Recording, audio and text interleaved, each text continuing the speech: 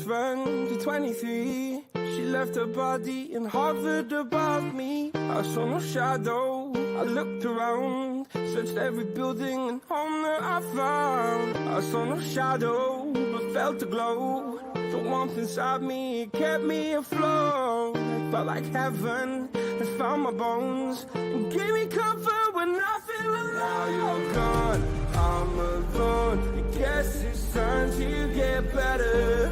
Through the pain, I will go alone. If I fall, break my bones, I will scream even louder. 'Cause I'm not dying alone. I lost my best friend to 23. She left her body and hovered above me.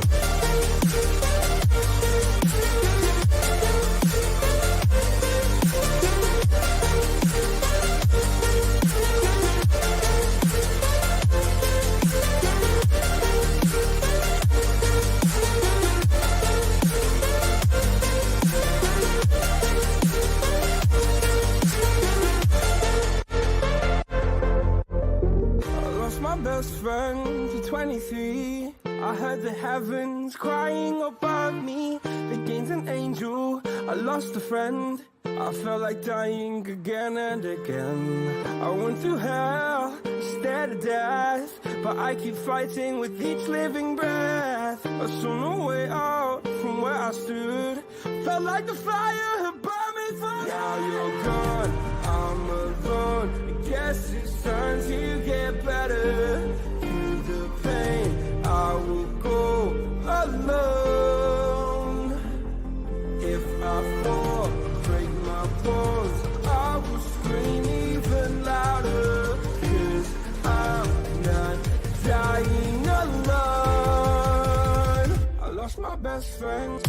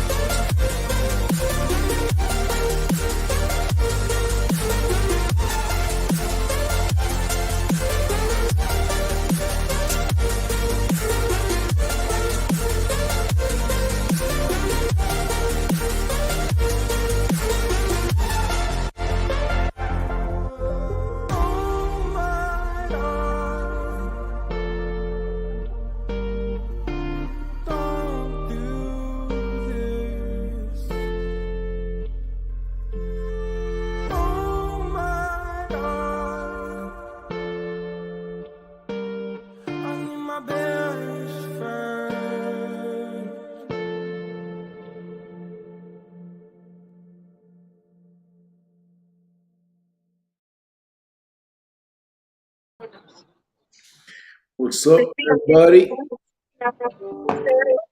Hey, baby. Hey, can you hear me? Yep. How you doing? Just getting off work. Yeah. I had a really long, busy day. I'm right here enjoying life. Huh? Said I'm right here enjoying life. Oh, good. I'm glad that you're enjoying it without me. Well, a little bit of both. No, because I really missed you today, but whatever. Quit jiving, fool. See, and I try to be nice to you because everybody says I abuse you. I try to be nice to you, and then this is how you act.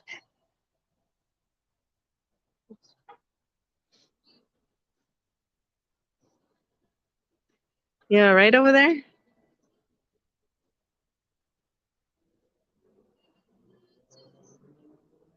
Huh? I can't hear you. Your microphone's on mute. Said I just ate dinner right now.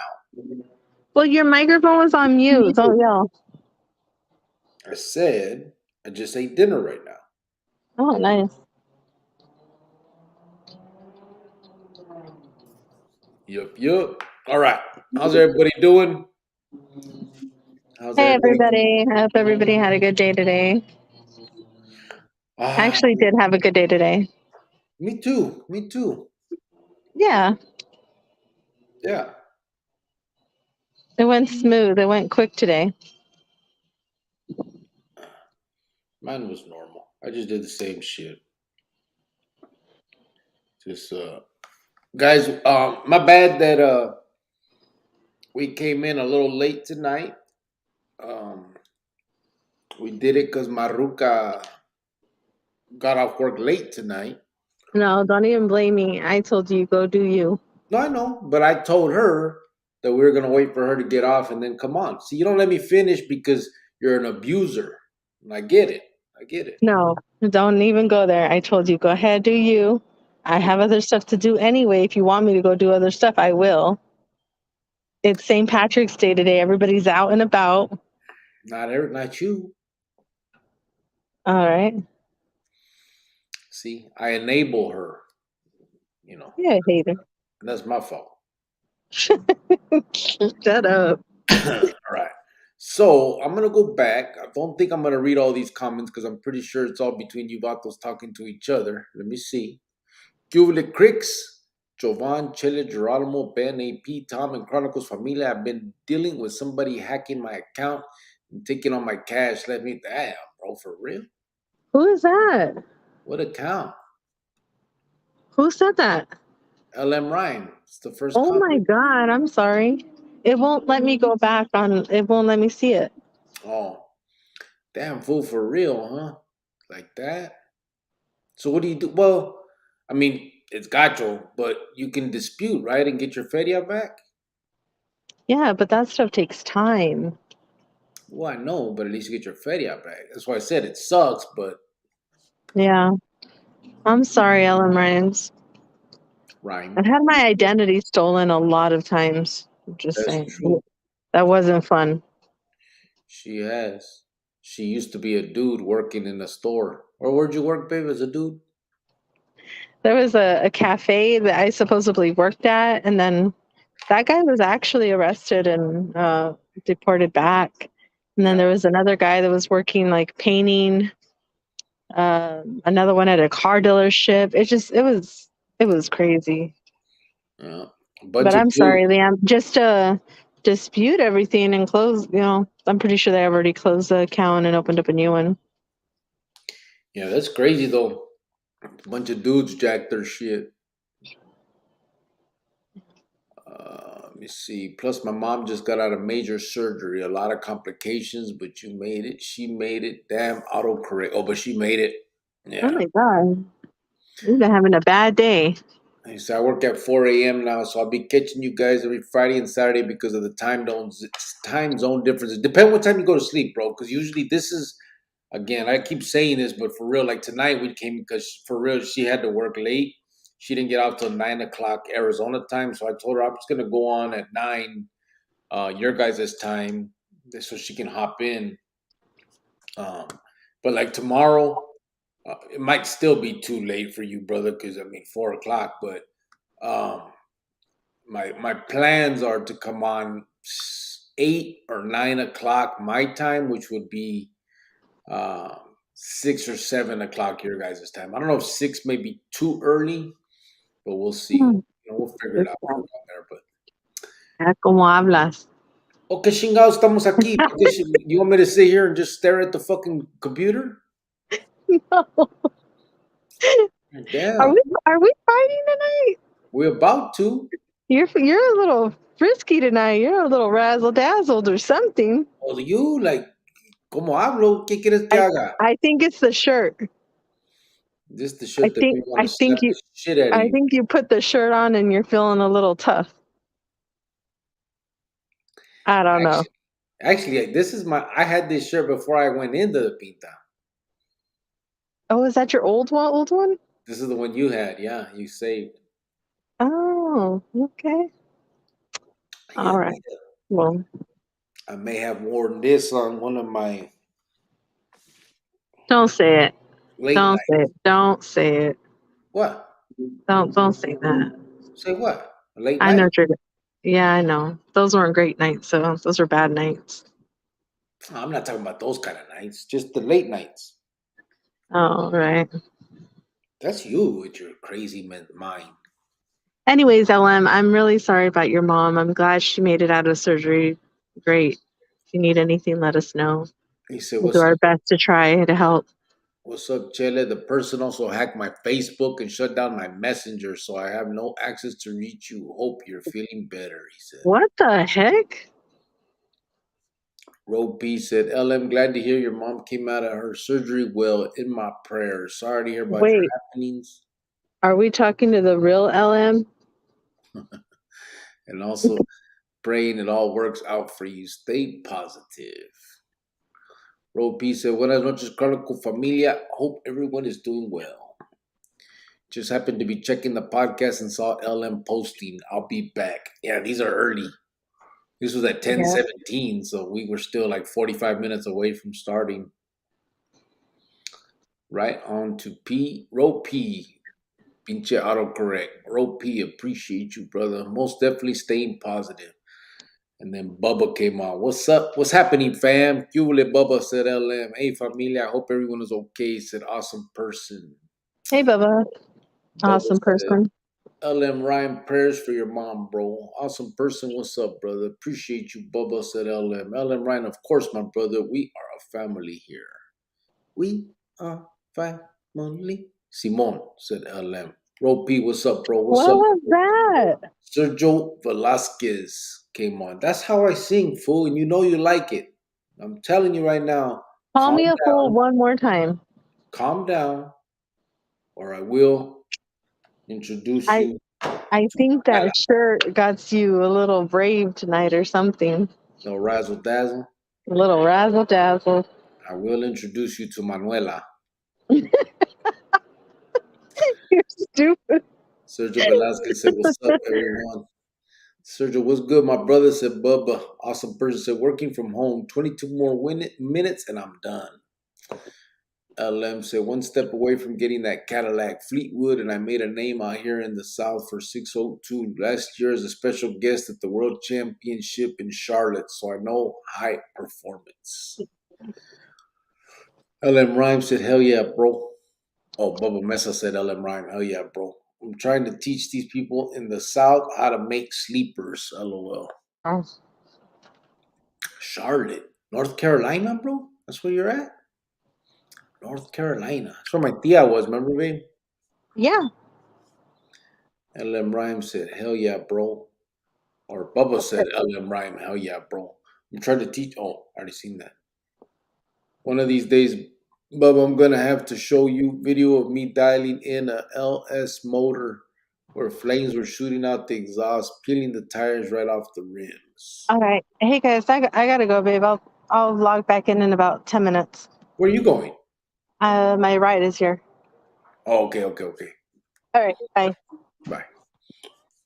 One of these days, Bubba, I'm going to have to show you video of me dialing. Oh, I already see that. Bubba, you said writing anyway, huh? Bubba, I found my buddy's aunt is the mayor of the town I live in. I've known her ever since I moved out here. Really nice woman, so we're going to work together on outreach projects in the community. Is that right, LM? That's feeding me right there. Yeah, when you can make contacts like that, bro, that shit, that's feeding me. For real. That gives you a good leg up on stuff like that. Everyone make sure to hit that. like, said Bubba Mesa. We said thumbs up, but just hit the like button, said LM. Hey, Geronimo, how's everything going, brother, with you and the family? How come Geronimo? What happened? I don't see him. Did he come on? Hey, Geronimo, how's everything going, brother, with you and the family? Hope you're doing good, brother. Hope all the Chronicles familia is doing okay, said LA Dodgers Blue. Hola, fam, said Chele. Oh, my God. I had a feeling. I'm so sorry this happened to you, LM. Cuba Chronicles Familia, said RJ. Hello, Chele. What up, Bubba? All that from RJ. LA Dodgers, what's up, bro? Said Bubba Mesa. Cuba Cricket, said RJ. Hola, RJ, said Chele. Hey, my girl Chele, said Bubba. Heart Life, he said. Muffin Loco is in this Cholo trucker. Hi, white fan, said RJ. RJ, what's up, brother? How you doing? Trying to get to the bottom to get through these. I know you guys are talking to each other. Let me skip some of these to each other. All right, Bubba. Okay. RJ, Bubba, LA Dodgers, RJ. What's up with Chopper? Is he still part of the? Of course he is.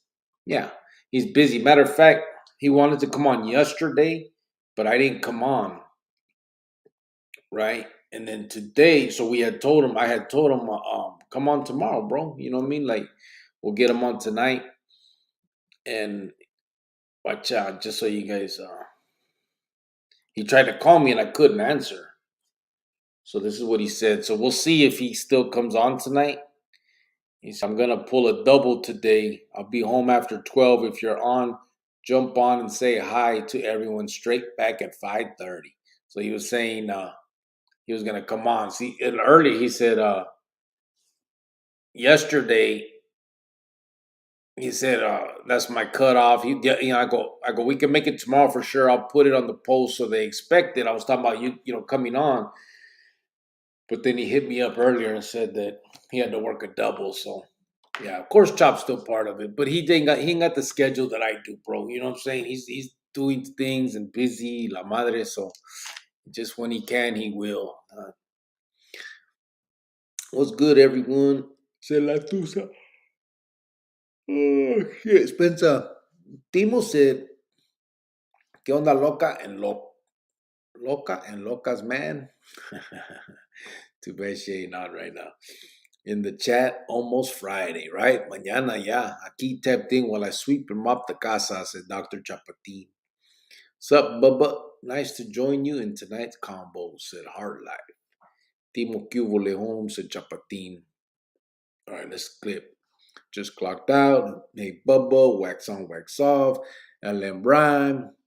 Cubo Dodgers Blue. La Tusa was good. Dr. Chapatin, what's up, everybody? Hope everyone is good here at work, falling asleep. Have 4 more hours to go. Orale, Bubba.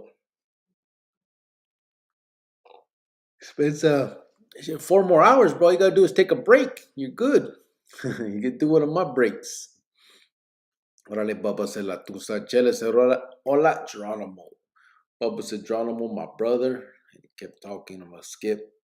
LM Rhymes said, glad to hear you're doing good, Geronimo. This song kind of grows on you. So I guess this is when I started, right, Geronimo? Kind of grows on you guys. I got to get it changed up, man. Gente, where is the host? Oh, Spencer. I don't know why I'm doing that yawning shit. I always do. Gente, where's the host, though? Bella Kennels, what's up, bro? It's been cool chatting with you. Not really. I was thinking about a soundtrack change, LOL. I know. I need to, bro. I got to find some tracks that are not copyrighted, bro. Just over here cuidando los perros, said Geronimo. Los perros, you had puppies or what? LM Rhyme, Syndicate, Cubole, Timo, Cubole. That's when I came on and said Super Grillo is here. Man. You know what's fucked up? Is I'm gonna do that one day and there's gonna be new people and they're gonna be like, man, this dude's stuck on himself. What the fuck? Be tripping. Trying to see something. Content. Okay. Well, Been cool chatting with you. Cuidando los perros, drama right on first. It made me sad, made me think of my nephew, said Bubba. You too, Bubba Mesa, said Bella.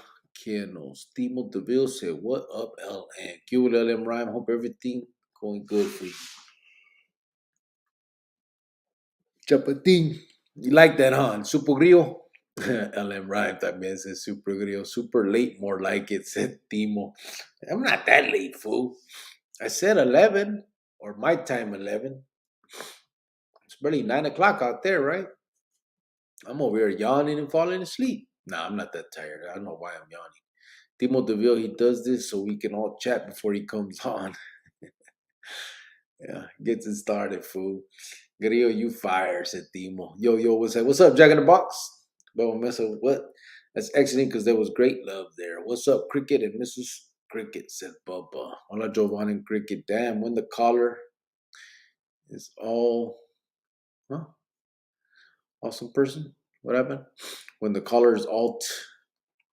Cuvula DC said L Lamb. She always be trying to throw Grillo under the bus. You see that? See? You guys see it? Mrs. Cricket was... That was so sweet, she seen Bubba said. That means you need to be more meaner to him. LM Cuvula. You made Cricket speechless. He muted himself. Damn. When the collar's all the way up means Cricks means business. Oh.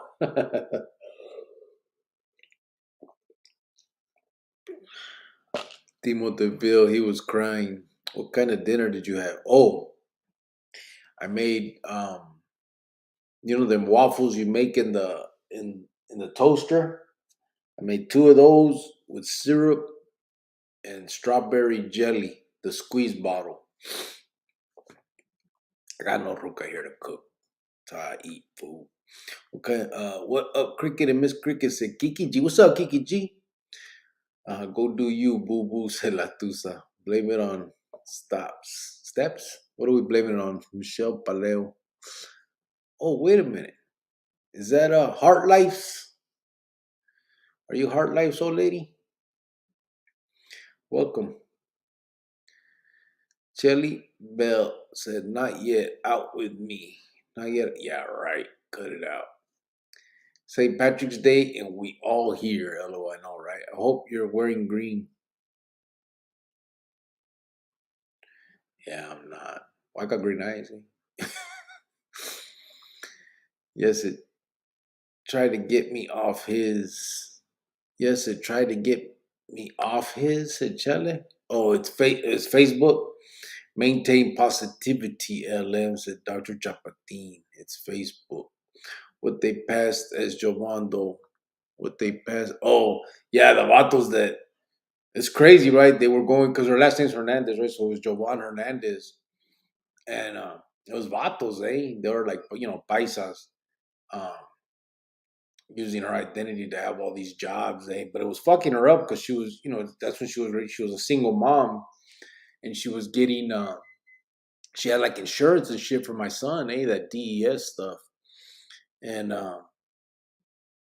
they cut her off. Like they would send her Wheela saying, "Hey, you make too much feria to get this coverage," and so then my son would be like missing doctor's appointments and shit, eh? And she'd have to fight it, saying it wasn't her. They'd be like, "No, you got 3 jobs or whatever, right?"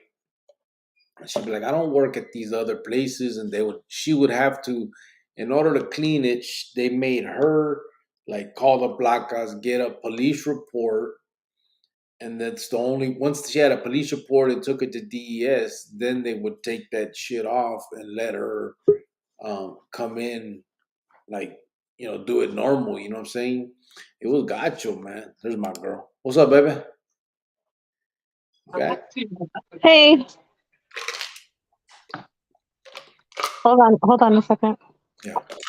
So she would it would fuck her up like that, but they would make her get a whole police report y toda esa chingadera just to be able to start getting insurance for Mijo and shit again. It was a trip, man. One time she would call the work and talk shit. She's a nut. My bank account, I'm disputing it right now, but they said it could take a while to get my cash back. I'm sure, yeah. Usually does, but shit, por lo menos te lo van a dar.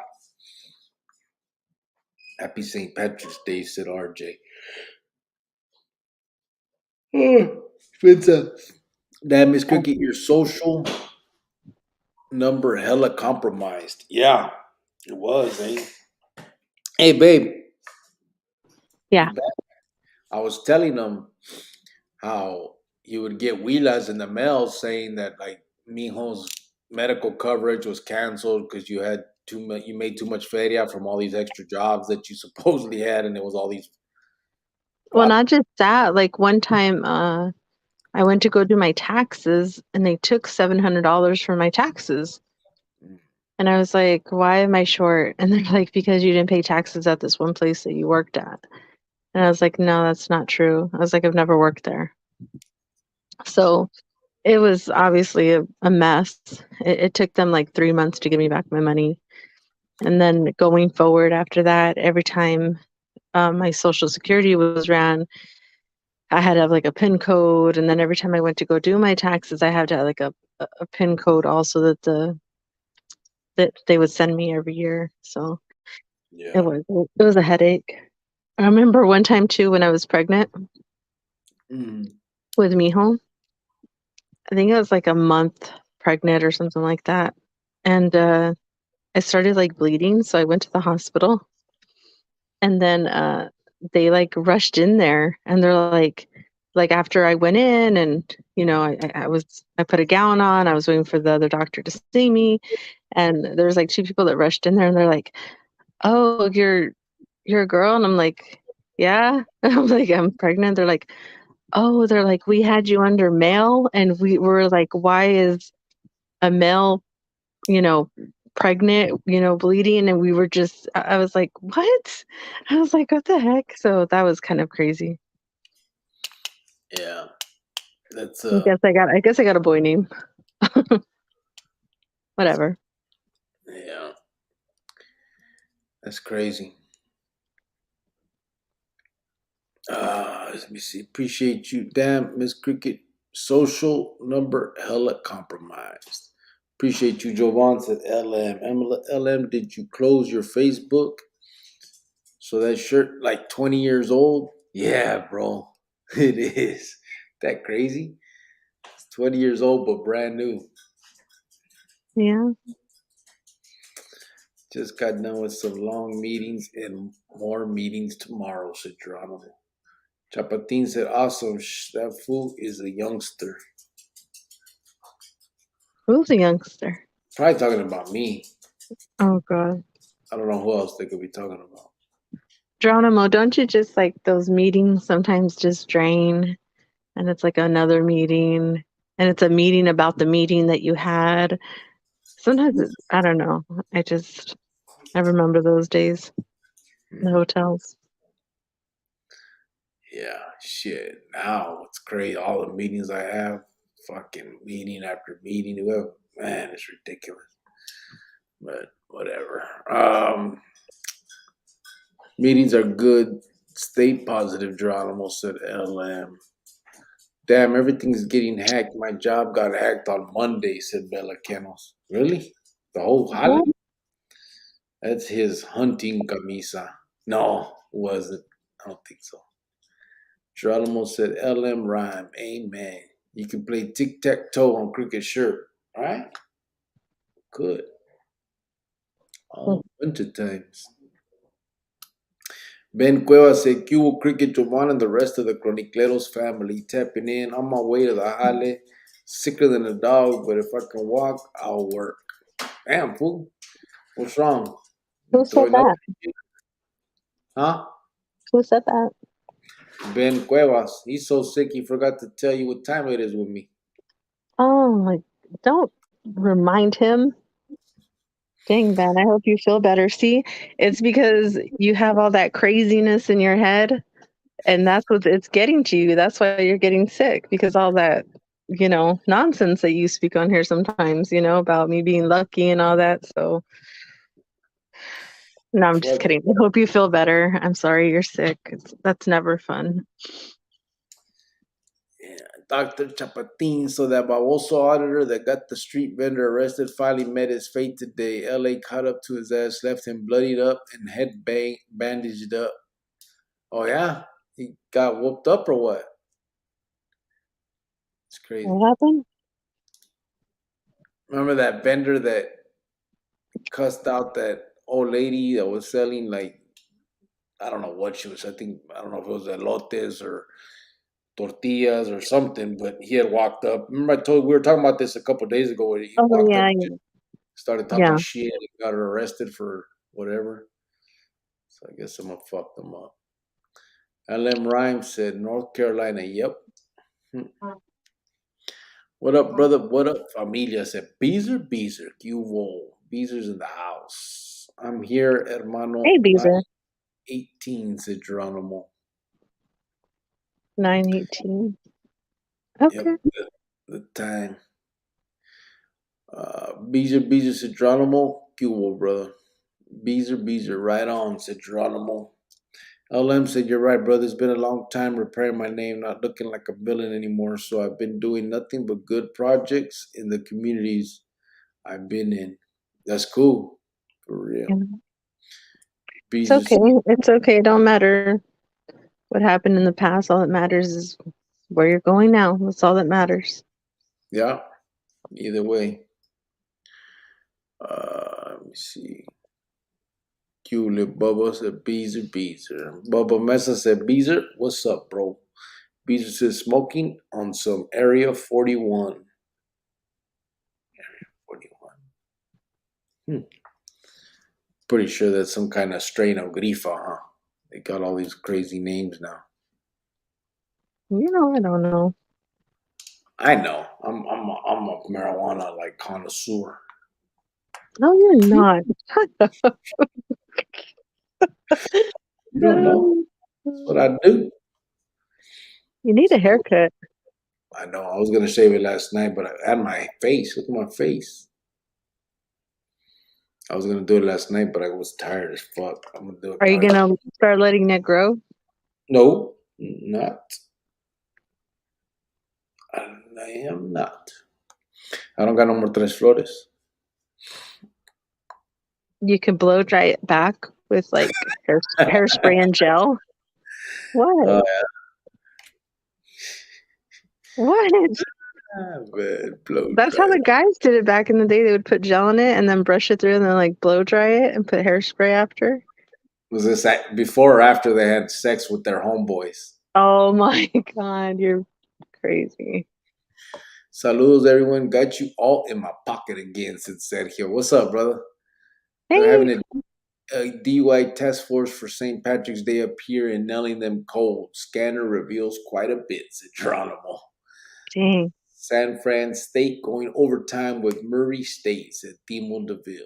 Well, I think it's still kind of early. If anybody, we all just want to meet up tonight. St. Patrick's Day. It's only 9:30 over here. You see who's on, babe? Michelle Paleo. No. This Heart Life Tony's wife. Oh, hey, Michelle. I don't want to call him that other name now that his wife is on. Oh. Eat your Heart Life. Johnny Muro says, sup, big cricket? What's up, Johnny?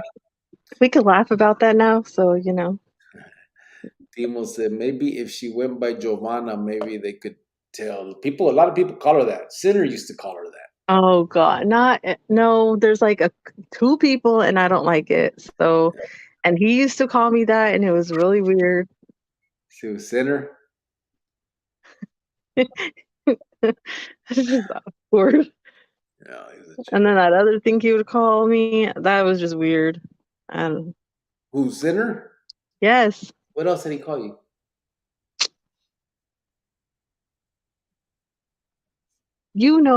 I don't remember. I wouldn't ask if I remembered.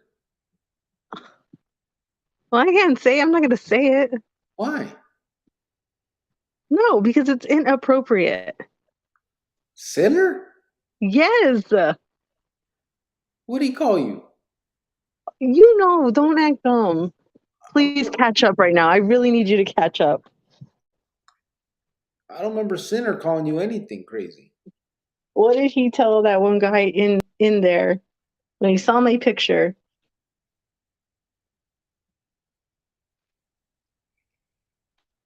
Sinner? Yeah. Okay, never mind. You're not gonna get it. Just forget it. Move along. I don't remember Sinner saying anything.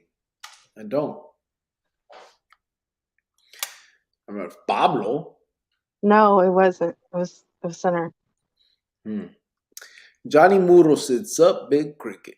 Timo said, "Maybe if she went by Joanna." Oh, I already did that. Yeah, it's fucked up shit when they take your identity. I have fraud alert on mine. Do you have fraud alert on you?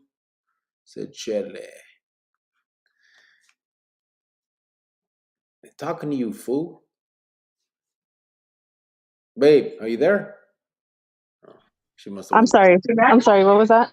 Yeah. Chele was talking to you. Hey, Jenna. She said, "Awesome person. I work in tech support. Old folks be putting their social and personal info anywhere. Chale." Yeah. Timo said, "Jovan, you were a man." Better not be. Dr. Chapatin said, "Pinche Timo. We should do a couples night combo tonight. We're down," said Michelle. Where are we? I'm trying to find out where we're at. I'm a little lost. The what? I said I'm a little lost on this, so Chella said, "Yeah, it's fucked up shit when they take your identity. I have fraud alert on mine. Do you have fraud alert on you?"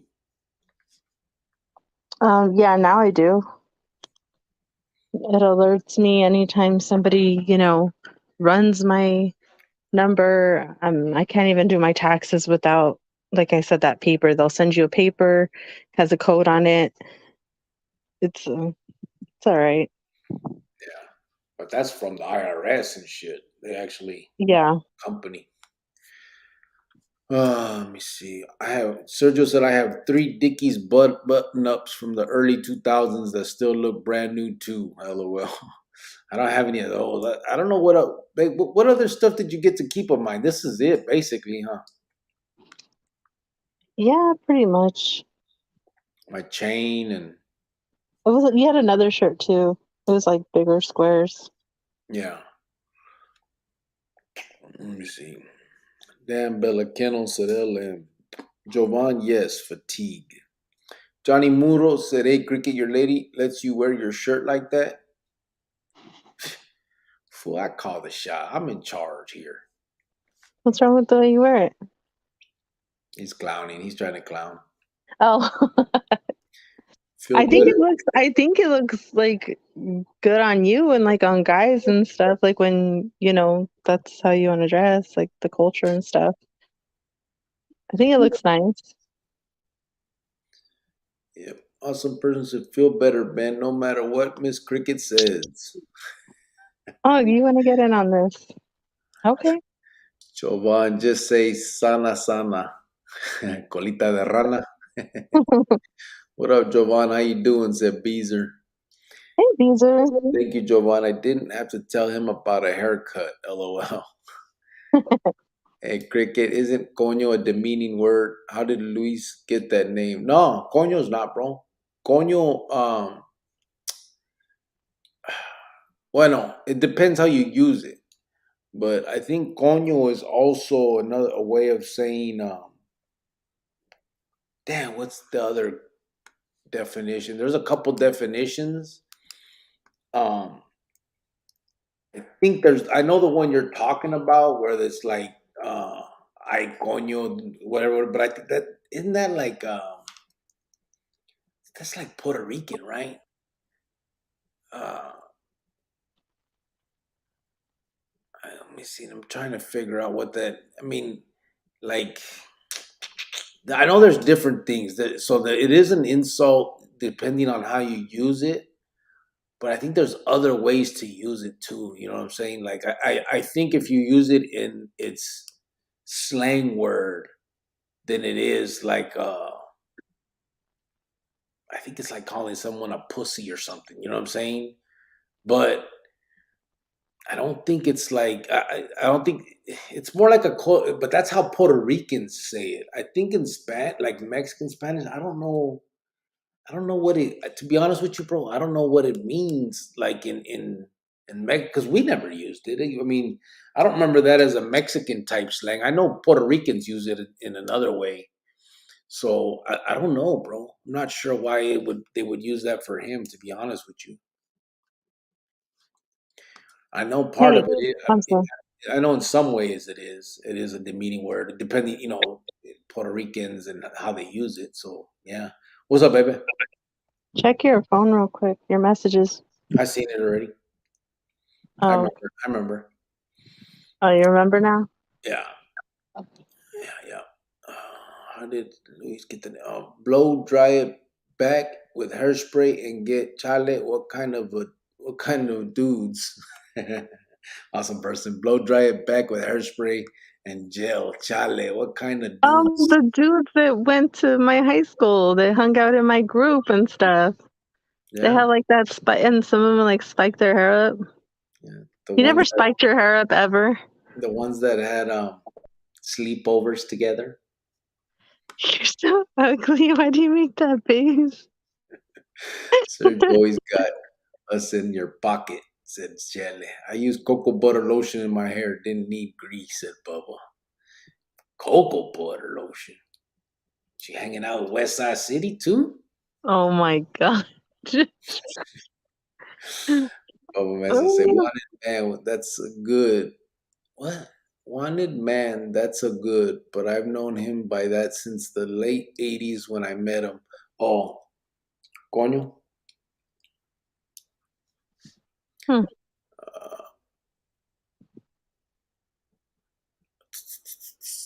Hey, Cricket, let me cut your hair, ese, said Johnny.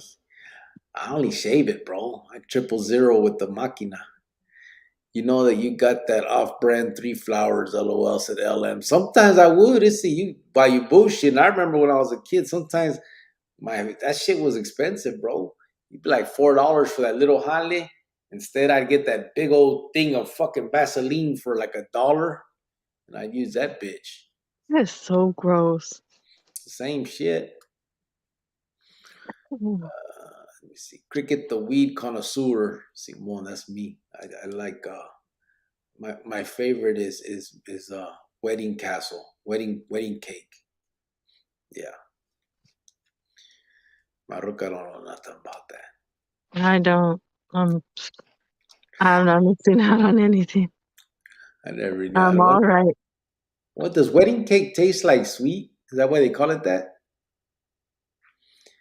I don't know. Baba Mesa said, I looked up that word and it said it means cunt. Yeah, pussy. So I was just wondering. Yeah, it's like pussy. I know that, but that's how the Puerto Ricans use it. That's why I don't know like what it means for us. I mean, I don't remember anybody really using it, but yeah, it's a. I mean, I like to find out too. To be honest with you, pamper chaser said Timo. Is that what coño pepper pacer? I don't think it means it. I don't think that's what he is called that for. It's almost 1 a.m. here, said LM. Yeah, I know, right? You're on the other side. Shit. OG Flaco said, "Q Cricket y la Lady Cricket y los Chronicleros. It's been a minute since I tapped in todo firme. I said, how's Chopper doing? Next time, talk to him. Tell him I said, Cubo, gracias. I will, brother. I talked to him yesterday. He was going to come on tonight, but he has to work. So um, I'll let him know that you said Cubo, bro. But it has been a while since at first I thought you were Flaco from convict's perspective, but then I saw the photo. Oh, don't do that. It has been a minute, brother. How you doing? Hello. Punch said, good evening from Nuevo Mexico. St. Patrick's Day always reminds me of the high-speed chase I was in Mesa, Arizona back in the 90s. Hello, I don't miss those days. Happy St. Patrick's Day, everyone. What's up, Punch? How you doing, bro? Happy, Hello. happy St. Patrick's Day to you también, homie. So you lived in Arizona for a while, or you're from Arizona and went to Nuevo Mexico, bro? Bring them in, but coffee dude, though, said Timo. Bring them in, but coffee dude, though? Am I reading that wrong? Bring them in, but coffee, dude. Oh, I don't know. I don't know what theme we'll be talking about sometimes. Uh, All right, Auto Dan, we'll correct. put you out there like that. But you have a Punch little said, razzle dazzle day. Punch said, put the green beer down. I didn't even think about that, huh? I could go to the bar right now. I'm a connoisseur of bars and beer too. Shut the up. You sound stupid. Fuck, I ain't been to a bar in like. When's the last time we went to a bar, babe? We went to that place. What, like it's been like 4 years. Well, I just went to one the other day. I don't know about you, but Shut the hell up. Or you get dazzled all over this motherfucker. oh my gosh. Mark Gonzaga said, only real Oh, killers wear button up shirts and use tres flores, Jovan. See, almost got sinner whacked. oh my god. Timo DeVille said, 20-year-old shirt. Time for something new, huh? Being on the shirt, fool. This brings. I'm just trying to bring back my 23-year-old memories, man. Oh dear I Lord. look like it. I want to remember it. You know what I'm saying? Oh god. Damien De Leon said, "What's good, Grillo? Hey, babe. Matter of fact, don't I got a picture wearing this? Remember that? Remember that mug shot, Oh, you do have mugshot in that shirt. right? I do from that night when they booked me. Yeah, I got it up there too. I think Jaime sent it to me. Remember? Yeah. I'm gonna have to find it." Damien De Leon said, "What's good, Grillo? How's everyone? First day at the new Cameo. It's a breeze. How is it's nice, bro? That's good, brother. I'm glad. It's not as far tampoco, right? The commute is better. Hey, and these vatos from Arizona don't know what Cameo means, bro. Shh, they don't know our lingo." Awesome person said, question, Cricket, what do you think would have deterred you from a criminal lifestyle as a youngster? Do you think nothing said would have worked? Oh, man, that's a tough one, bro, because I would like to believe, honestly, all jokes to the side, I would like to believe that what I'm going to be doing would have helped me, you know what I'm saying? But that's obviously biased.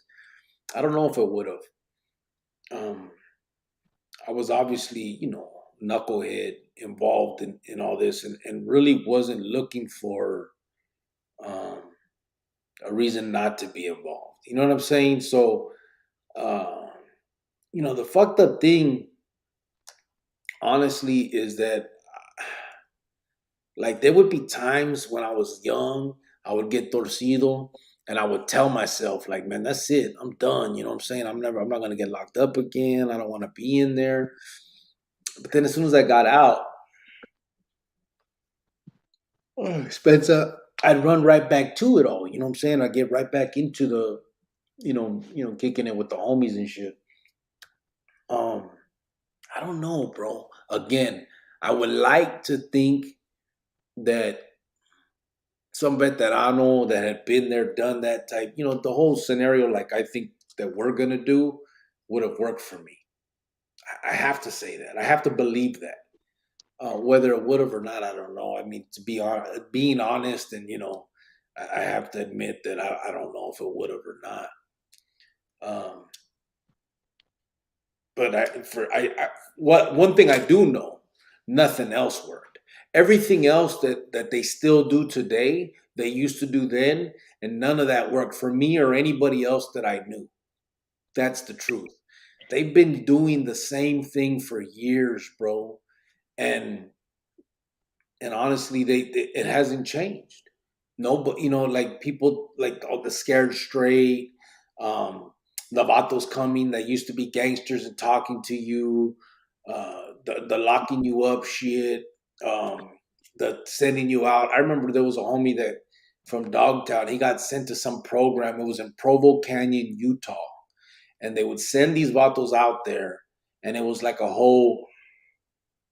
It was a whole like Really? they had to like survive type thing, right? So they would put them in the mountain, bro, give them a piece of flint and say, okay, we're gonna pick you up in 5 days. And these vatos had to, make their own fire. And I mean, I think they gave them comida and water and stuff to move around with. But aside from that, it was like a survival type thing, right? And so, you know, there was, so many things that I've heard of, and the shock program that they did for years.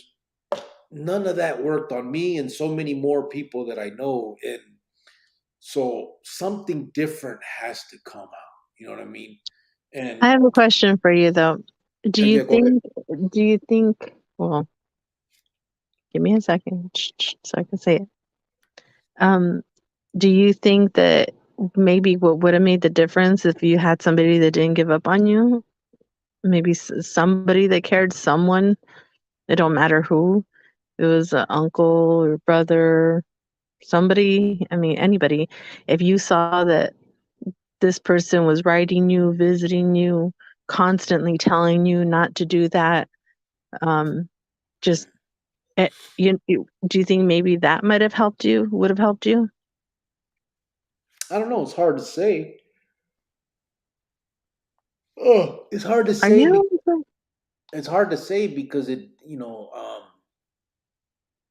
because it didn't happen. You know what I'm saying? Like, I don't right? know. That's what I'm saying. Maybe do you think you just didn't care because you didn't have, like, you're like, oh, I don't care. I have nobody to go home to. But nobody cares about me. Like, you don't have that one thing that's gonna motivate you. But if you were to see somebody come visit you every week, write to you, be there for you, encourage you, and say you don't have to do this. Come on, like, do you think maybe that would have maybe changed your mind?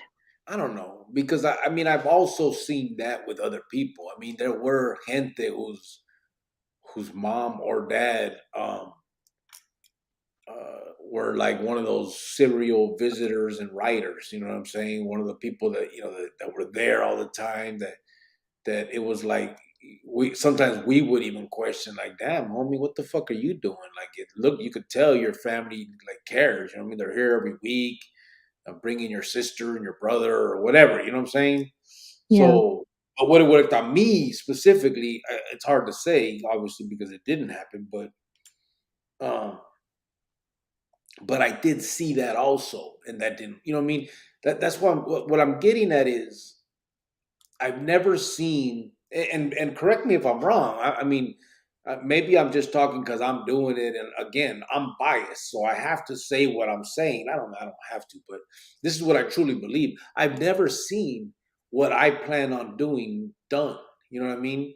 Yes, I've seen older vatos that were supposedly in the juego talk to kids about don't be involved in gangs, but never dudes that really did it. You know what I'm saying? Like I have seen that in like the AA stuff, and where you got a lifetime alcoholic that's now mentoring and trying to be sponsors to younger alcoholics. You know what I mean? But I've never seen that in this world, the clicas, the gang, the kids stuff. That I've never seen it like that to that extent. You know what I mean? Maybe some people have.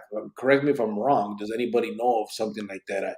Again, I honestly believe this is an idea that hasn't been done.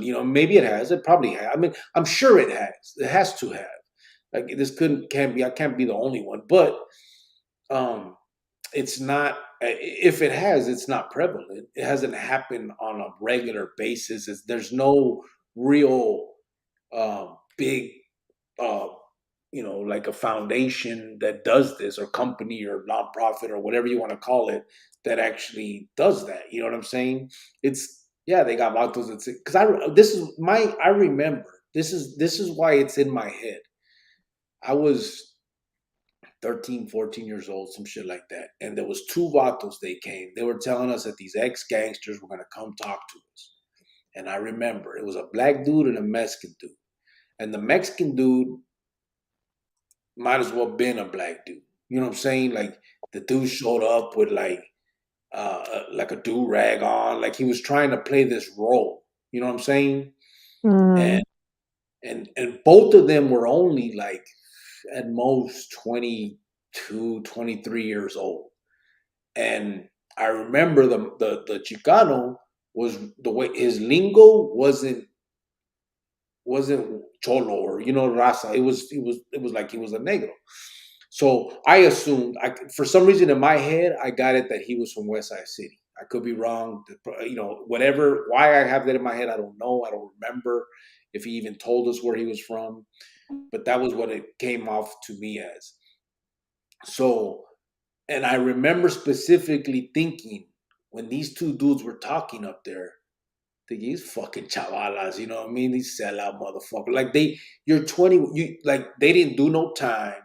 I mean, they were talking about their juvenile stuff and how they got in trouble and how their mom cried when they got like all the stuff that you're supposed to say, but you knew it wasn't to the extent to what what I'm bringing now, or what someone else could talk about that really did it. You know what I mean? You can't come to these kids, at 20 years old and talk about how you were doing beer runs when these little motherfuckers already done blasted fools and shit. You know what I'm saying? Like it's not the same. You can't. It has to be. It has to be people that they can look to and say, "Damn, this motherfucker did all that type of shit." You know what I mean? Like almost a shock value. Like, wow, this dude did all that and is still, walking away. Damn, he was involved in all that, and that's what happened to him, and he knows about. And then remember, another thing is the names that these vatos been hearing in their lives. So I'm just going to use that as an example. Everybody in Arizona now, okay, we can talk about California too, and I'll throw a name out there, right? So we'll talk about Big RJ, okay? In California, think of Weddle Sherm, all right?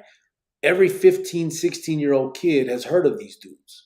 I can tell a story of Big RJ and how they basically, even him, betrayed him. And even him doing shady shit against other motherfuckers, right? Just like I'm sure some carnal from Califas can tell a story of how Weddle Sherm did somebody dirty or something. You know what I mean? So that's what I think is the game changer. These dudes that I remember coming to talk to us, they didn't know none of these fools, man. They heard the same stories I heard. They didn't know nobody personally. They were never involved in none of that shit. And and if anything, they were like jokes to us. You know what I mean? So that's kind of where I'm at with that. So anyway, long story short, Shit. Long story short.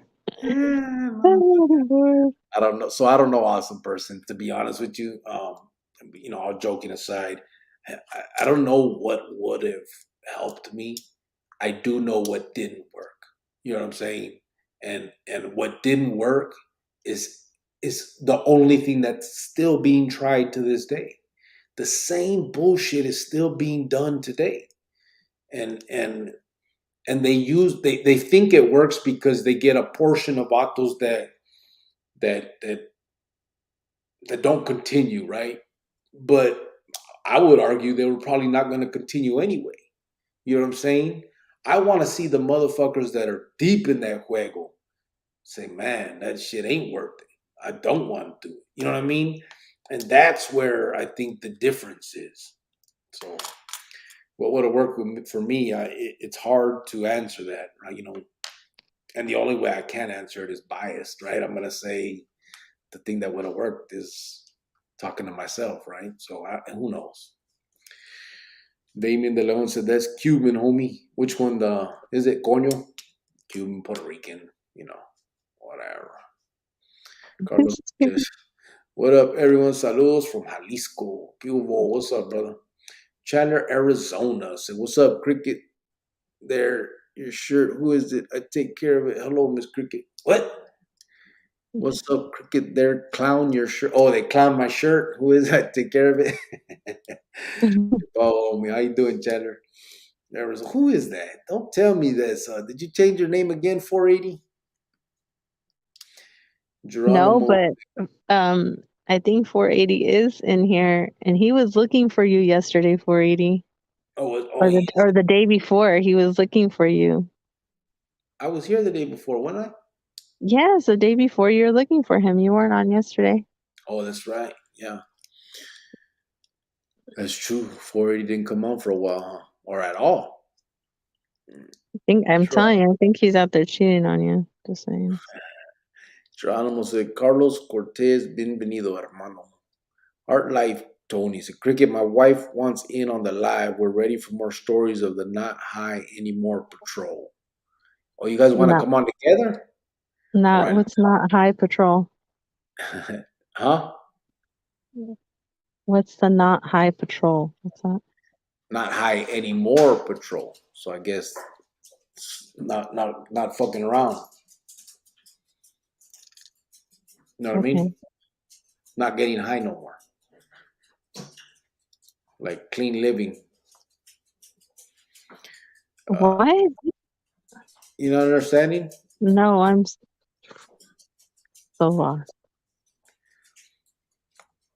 Um, I don't know how else to explain it. Who's not high anymore? Him and his wife, I guess. Oh. Hard life. Changing his life. Oh, okay. Y'all were high together? Well, I don't think that's what they're talking about. Oh. Well, that's what I'm asking. We'll see right now. Let us finish up the comments and we'll do that, brother. LM Ryan said, Culet NM, last time I was there was with Diablo's Gente. In New Mexico? What Diablo? Oh, okay. I think I know what you're talking about. Awesome person said, just don't talk. Who, What? me? Geronimo said, hard life, what's happening? Timo said, not the Glee Club again, spiky hair.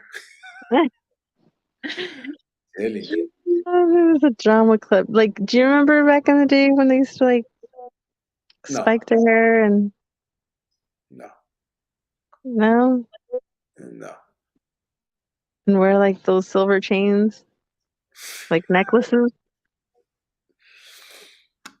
no. All right, I'm done talking. You're talking about the Glee Club people. They're not Glee Club. And you want to make fun of the way we dressed. They did not dress bad. The people I hung out with dressed really nice. Spiky hair and silver chains. Yeah, they look like a boy band. Yeah.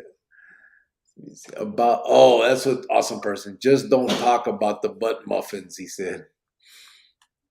Right. Beezer says sleepovers, fucking grill with that shit.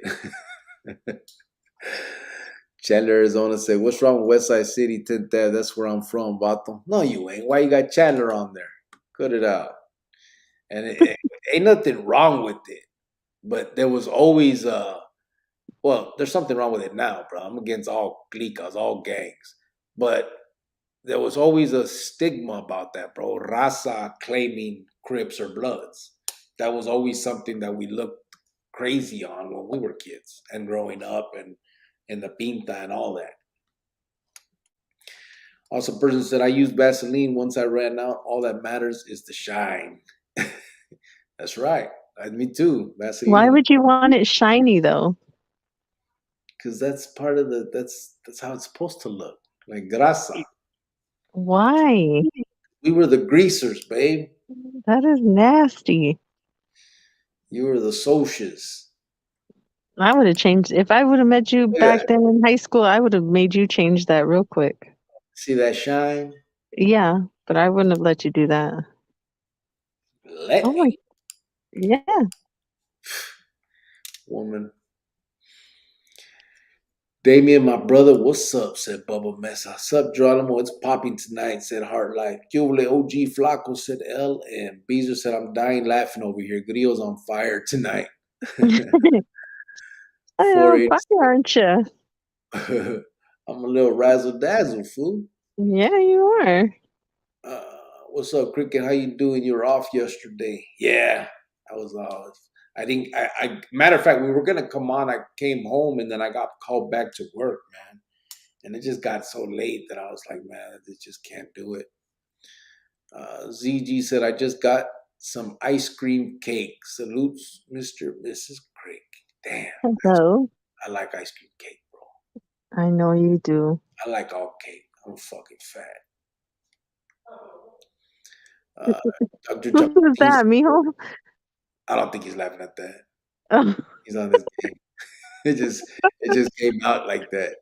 that's funny. Dr. Chapatin said, Jovan said, oh, don't do that. Que rollo Greyhound, how's he doing? He's doing good, Damien. He called the other day, right? The day before the music. And but we weren't live, so I just talked to him off the air. And he said he called back later whenever. He just hasn't called back. Beezer said that ice cream cake is fire. Hell yeah. Dr. Chapatin says she on one today, right? Oh, really? Really? Beezer said right. Beezer, right? Laughed my fucking ass off. Okay. Lori Wilson said a high speed chase is what killed my husband. Really? Oh, dang. Condolences on that, eh? I'm sorry. LM Rhymes said my favorite is Black Dominion Afghan Kush. What's that? I don't know.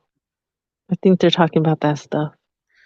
Oh, marijuana. Oh, yeah. Black Dominion. Yeah, that's okay. Afghan Kush. It's all right. The Iraq Kush is like a little bit better, but yeah, I hear you. You're so stupid. You don't even know what they're talking about. Dominion. Yeah, you're right, bro. Punch said, I used to live Guadalupe. Mi familia was from there. From what? That right? Oh, okay. Now you're in New Mexico? Yeah. It's Timoisms, said Timo. What? Said Bubba. Awesome person said, Miss Cricket swears she'll go out without Cricket. Shit. I don't swear I did. I was just out the other night. Listen, guys. The day she does that will be you probably won't see me on here no more. Why not see you on here? Because You're supposed to not see me on here. maybe they could do the gel phone visits through here Oh my god. because I done put hands on her. Shut up. Put You're a a bad fool. plane. What's up, Cricket and Miss Cricket? You were off the live last night, but on the day before. Yeah, we were on the day before, bro. You missed it. Is that Yeah. 480? I remember I was asking about Yeah. you. I was putting an about to put an APB out. I think we're gonna come up with the new. If you got a wrench, I think we got to figure out how many days you're allowed to miss. Oh my god. Put up. LM Rhyme said razzle dazzle. He said, I love Jalisco. I've never been to Jalisco, I don't think. What's in Jalisco? What's some places? I just don't know Mexico that well. Like, I've been all in Nogales, obviously. We used to take the train. I don't know if you guys remember back in the day, they had a train that would go from Nogales to Distrito Federal. And we would always take that train. It took 3 days to get there. When we were a kid, that shit was so cool, though, man. I love that shit. And we'd go all the way to the Distrito Federal. Then my abuelita was building a house in San Miguel de Allende, which was like a couple hours away from the Distrito Federal. But man, I love that shit. Going to we used to like the metro. It's like the subway out there in Mexico. That shit was so cool. You know, I don't know. Yeah. Carlos Cortez said, we got that Jalisco Kush over here. Oh, Jalisco. Yeah, I know. Yeah. Simon. You are so full of poop. I swear to God, you don't even know what he's talking about. Yeah, the Jalisco Kush. You. I got Chihuahua Kush too. Ask him. Baba Mesa said, none of it worked for me. It was Indio that got through to me after my primo got killed. It made me change my mind on what I wanted to be. Who said that? Bubba. Oh. Timo DeVille said, you're right about that scared straight. If I had this here, like you got here on YouTube, though. Yeah, I don't know. That's what I'm saying, bro. I mean, again, I'm biased, so I'm going to say that shit, obviously. I don't want to believe I'm just wasting my time. But at least I know it's something different. You know what I mean? Like the same shit, it ain't worked. You know what I mean? Everything up until this point hasn't worked in a grand scale of things. You know what I mean? So, and who knows? Maybe in 10 years we'll find out this shit don't work either. You know what I mean? But we just got to keep trying different things. We'll see. Bubba says, C-Town, what's up, bro? I did the shock program. It irritated me more getting yelled at all the damn time. Yeah, I never did the shock. Timo DeVille, I had that, but no, I was caught up with the homies because right away it was on. Yeah. OG Flaco said, I've been all right. I said, working on this new Brown Side album. We should be dropping this new album hopefully in September. It's going to be a bit different without our brother Toker. Rest in peace. Yeah, que loco, bro. Depends up for you guys' loss, eh? That's That's crazy. a good month to drop it in, Which one? September. September? Oh, your birthday. Just saying. It'll bring you lots of luck. Yeah, that's crazy, bro. I think another one of your homies came on here before and rapped about Toker and all of that Holly, man. And that's crazy. If there's anything that I could do, bro, ya sabes, let me know. LM Rhyme said, I agree with you. Nothing in the past worked getting me deterred from the past life, but I didn't have much positive persuasion to go the opposite side either. Yeah, I really didn't either. I mean, I again, I had the adults that didn't matter. That's the truth. At the end of the day, they weren't the ones that I needed to hear from. Michelle Paleo said, I have to believe that good or bad things can change trajectory. Yeah, I think that's for sure, but I guess it's the trick is finding which ones, right?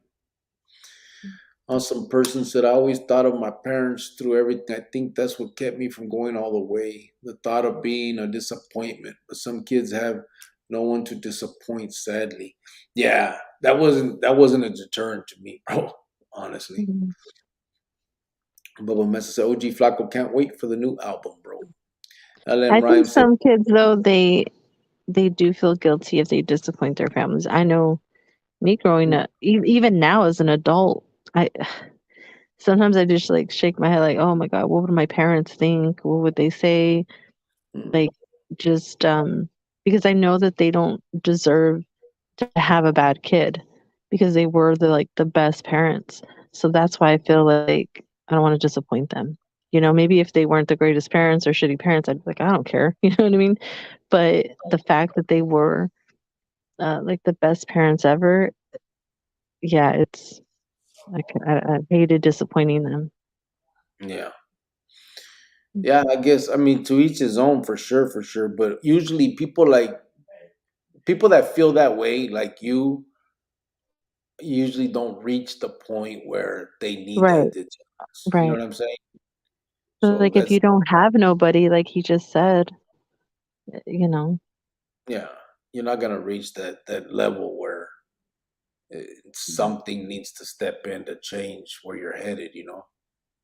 Mhm. Usually, not always. Nothing is all the same, but for the most part, if you have parents like you had and a kid like you were, you know, usually not gonna, you're usually not headed down that crazy path anyway. So I appreciate you, brother.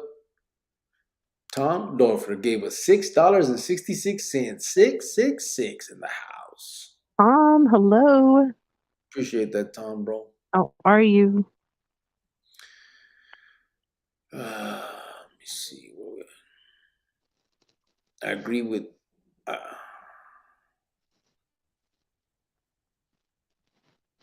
OG Flacco. Can't wait for the new album. Big time Brown Side from Fan. Rest in peace. Danger from IE, my hometowner, said LM Rhyme. Bubba Mesa said, awesome. I always thought of my nana and tata when I did bad shit, like I was letting them down. Yeah. Mm. Awesome person said, I remember in school they would always bring veterano speakers, but there was no follow up. Just a quick don't do it. Yeah, that's another thing, I guess. They need to. It needs to be someone that shows they care. Because at the end of the day, let's be honest. I think that's what we're truly all looking for at that age. We're looking for that acceptance, for that amor, for that sense of belonging. So that's as weak as that sounds, that's the truth. You said bias again, so I'm going to call you a Baisa, or like Tony.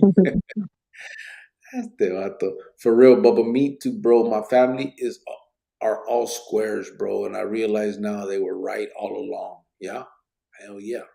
Yeah. You know what other So thing? welcome to the square life, people.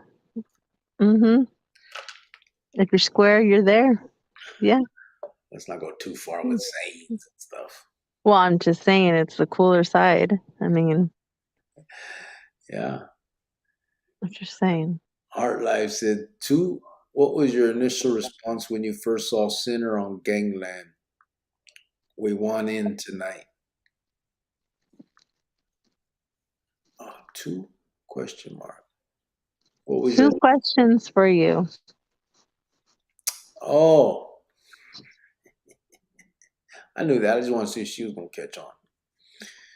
Good. My initial response when I seen Sin, I tripped out. It was crazy. I laughed. I couldn't believe that he was doing that. I had already kind of heard what was going on with him because at that time Scotty had just come over to where I was. I was in CCA at the time, and Scotty Bojorquez from Mini Park Shabuco had got moved over there. He was my neighbor. They put him right next door to me, and he had me, him, Dirty Dan, and Miko were all right there. And he had already ran down some of the stuff that was going on, including what had happened with Sinner. So we're like tripping out. So when that gangland shit came out, it was like, what the fuck? Like it was a shock, you know what I mean? And that was actually a while after the fact. I was already in the feds in on the Yarda with my tubo. And I seen that, and I'm just like, what the hell? This dude tripping, you know what I mean? And uh, it was clear to me what he was doing. I honestly believe he thought he was speaking to the Carnales. You know what I'm saying? If you watch it, he's trying to portray like still saying like grown. I remember one point he says, we're all grown men, we're gonna have differences, but these are my gente, I love them, like all this stuff. To me, I really believe that he was trying to talk his way back into the fold, you know what I'm saying? And I don't think he was believing that he was through, you know what I mean? And it was hard for me to believe after everything that fool did. Now, I've talked to you guys about how senseless a lot of the shit he did. But honestly, like the Carnales didn't look at that as bad. You know what I'm saying? Like he also did a lot of stuff that was considered, um, skina for them. Like he did a lot of shit for it, for the clica. And so I'm sure, just like a lot of other people, he was probably fucking surprised that happened to him. He has to have felt betrayed and all of those same things. You know what I mean? Because after all that he did, they just turned their back, and the reasoning was almost like ridiculous. You know what I'm saying? What he did was not. I mean, everybody does that, right? And I don't know if everybody knows, um, the situation, but it was basically he got on the phone and tried to send a pegada on somebody that they thought was getting out soon. That person happened to be the vato that was going to be telling on Juanillo and Gray in their murder of Lorenzo Peralta, and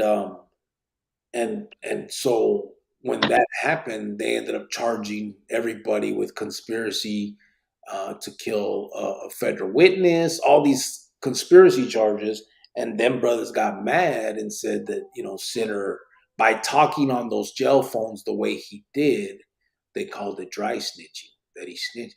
But I've been up there, bro. All of them talk like that. They're fucking. It was ridiculous how much these vatos just spoke into the phone like it was like this shit wasn't recorded. So it was hypocritical that they used that to get rid of him or to put him only because it affected them personally. Obviously. And but it was crazy. I was obviously yeah, I was surprised for sure. And we went in tonight. Yeah, let's get through with these comments and shit. See how much time we got, and we'll figure we'll get it rolling. Long story short, he says, "Loca, Timo." Texas says, "Excuse the top interruption. Where's Mundo? He is an old folks home in Maine. Uh, he I don't know. I think he had a stroke and now he's like in diapers. Oh my You guys, god. they're gonna run with that shit too. Someone's gonna say that. Nah, there's another channel called Police and Fire Publishing, bro. That's where Mundo is now releasing his videos. He's not really in an old folks home. He's not in diapers. I wasn't talking shit. Don't go crying. Um, yeah. Police and Fire Publishing. That's where he's at now, You doing his are stuff. on one tonight. No, because it's YouTube, man. Them motherfuckers, they'll go crazy. Cricket was talking shit about Mundo and said he's an old man that shits his pants. You said it like that? That's how they say it. But that's where he's at, homie. He's in Police and Fire Publishing, brother. He's still releasing videos there. I don't know if I don't think he's releasing any of the old ones anymore, but Is he it is doing really that hard to find him though? new content. I don't know. Is it? I mean, is it really that hard to find him that, people are always asking? Like, is it really that hard? I don't know. Let me see what. I'm just gonna put Mundo into this thing. There's Journey to Justice comes up. Yeah, I mean, Police and Fire Publishing doesn't pop up, so I guess. But oh, there it is. Yeah, it does. It's down some, but it's there. Yeah, PFP is the name of his show, Police and Fire Publishing. So, uh, fresh shirt, just need a corte and a haircut. Yeah, I know. Abram Barraza, what's up, homeboy? Beezer said, "You're right, Cricket. The cricket these kids ain't listening to some lame that ain't never went all out." Yeah, that's what I believe. I mean, I didn't, and a lot of homies didn't back then. Joanne, and yes, you know what time it is. You're lucky to have cricket. LOL. Oh, God. See, that's why you're sick. Rick. That's why you're sick. Keep it up. You got instead of Corona, you got the Crixer or something. Just Cricola. kidding. Cricola. I do hope you feel better though. Let me see. Where are we at right here? Oh, Ben Simon. 41 SoCal mainliner. Never enough work, brother. Abram Barraza. What do you mean? 41 SoCal main. Never enough work, brother? I don't understand what you mean by that, brother. Carlos and wife Marta. What's up, my coño Chronicle family? Cricket and wife. Hello. What's up, brother? Ron Garcia said, "What's up, Cricket and your wife? Con respects. I'm just tapping in." What's up, Ron? How you doing? How are you? Okay. And True Beezer and a lot of these kids are so smart that they'll manipulate someone who hasn't really been in the rodeo. Yeah, there's that too. Timo said, "Ask them about it. We ain't never finishing the comments." Uh, Yeah. You talking shit too, Timo? Demo's on one tonight. He's a little We'll put him in a razzle dazzle tonight, Demo. put you in a 300-second timeout. I wonder how they chose 300 seconds. Heart Life says, "Stories of the Highway Patrol used to be a show on Channel 45. Yeah. What? Dude, cash up. What did I miss? I don't know. See, so you ain't caught up, fool. Well, you freaking lost me with that whole speech you gave. I mean, you lost me like 2 times. I damn nearly took a nap and came back. You act like I ain't supposed to talk on here. No, I know, but get to the point soon. I did get to the point. You just don't know the point. If I had forgot what the question was, and I forgot who asked it. Because you're a square. Jealous. LM Rhyme said, "When I was in CYA Califas, we had some veteranos come to talk to us, but they ain't never done no real jales. And I was already connected with the hands, so I didn't pay attention to anything they said." Yeah, that's the problem. That's what I mean. Like, it's just, it's got to be more than that, Freddy Krueger said, "How much time you do, sir?" Total of 19 years, 11 months, and 20 days, bro. I don't know how In many 20 hours. seconds. I didn't count the hours and minutes. 19 years, 11 months, 20 days. Basically 20 years, bro. But I like saying it like that so motherfuckers go, you didn't do 20 years. You're a fucking liar. Oh my God. Heart Life said, no one say sinner or make any comments for 1 minute so we can go on the show. No razzle dazzle. PG What? Heart Life. Texas. Mary, Rick said, I it's got them saying talking in my Russell. first window. I was watching you and him on here a lot, then stepped away, came back, and he's gone. Yeah. Como dije, he has his own ale now called Police and Fire Publishing, brother. Awesome person said, yeah, Miss Cricket is definitely a soch. Yeah, she is. I'm definitely a what? Soch. What's that? Remember from that, what was that show or that movie, The Soches and the Greasers? So what? The Soches and the Greasers. What was that movie with the Pony Boy Curtis and all that? Remember? No, I don't. The I Soches have were the vatos that wore like Letterman jackets and shit, and the Greasers were like the vatos that had hair grease. like the movie Grease. Mm-hmm. I don't No. know. I've never seen that movie. Freddy Crew, yeah, I don't mess with 10th Ave. I whack a few before in the joint, said Freddy Krueger. Sergio Velasquez said muffin, LOL. Timo said 3 flowers or Vaseline, whatever, 115 weather. No thanks, loca, you right. On 115-degree weather Yeah. with 3 flowers in there. Yeah, it kind of melted a little bit. Catch a fire with that. Sergio said muffin, otherwise you two will never make it on.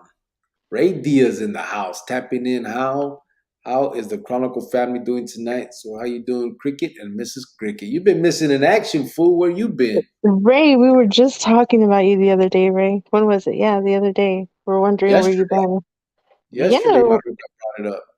I She did. said, I was like, he hasn't been on here. yeah. She said she saw you over there on ACP. Is that what they're called? ACP, Carmen's Perspective. Yeah, you were over there, and I heard you're over there because I don't go on there. yeah. So where you been, fool? Mm-hmm. Geronimo said Mm-hmm. Texas Nolders on PFP here on YouTube. Police and Fire Publishing. Yep. Órale, Geronimo. De los cielos. Gracias. Just was wondering. Lori Wilson said thank you. Yeah, for sure, man. Sorry about your loss. It's tough, man. It's tough. The people that you know, the people that suffer are our loved ones. You know, obviously like Maruka, my kid. You know, they felt my my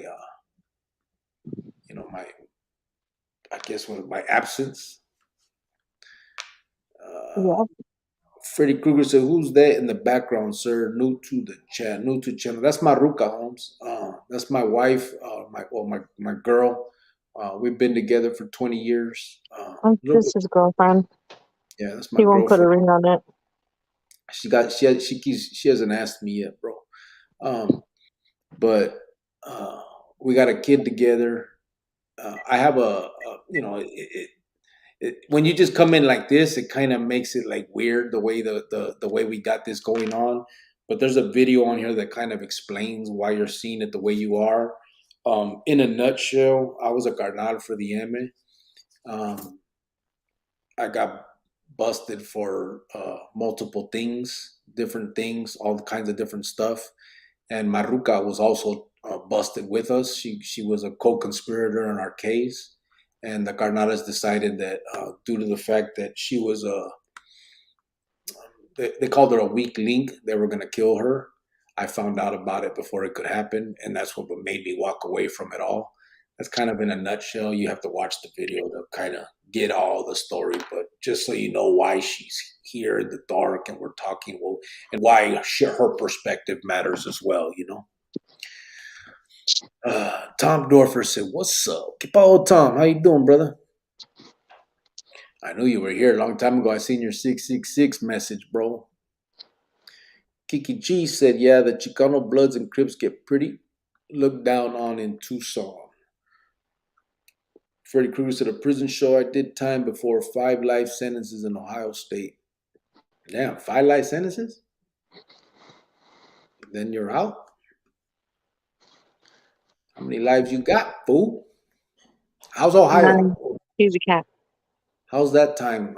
Is Ohio State, how's the time doing out? Like, what's the, like, is it feed me? I mean, obviously prison is prison, but I mean, is it, have you done time anywhere else? Like, do you have a comparison of how it is to do time out there compared to others?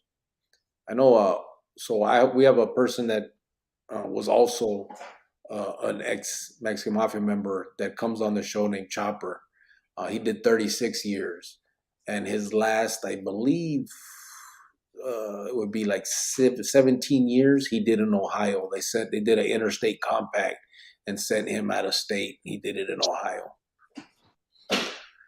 LM Rhymes said Chandler, Arizona. I remember 110th Ave wasn't Boot Hill. It was CC Law.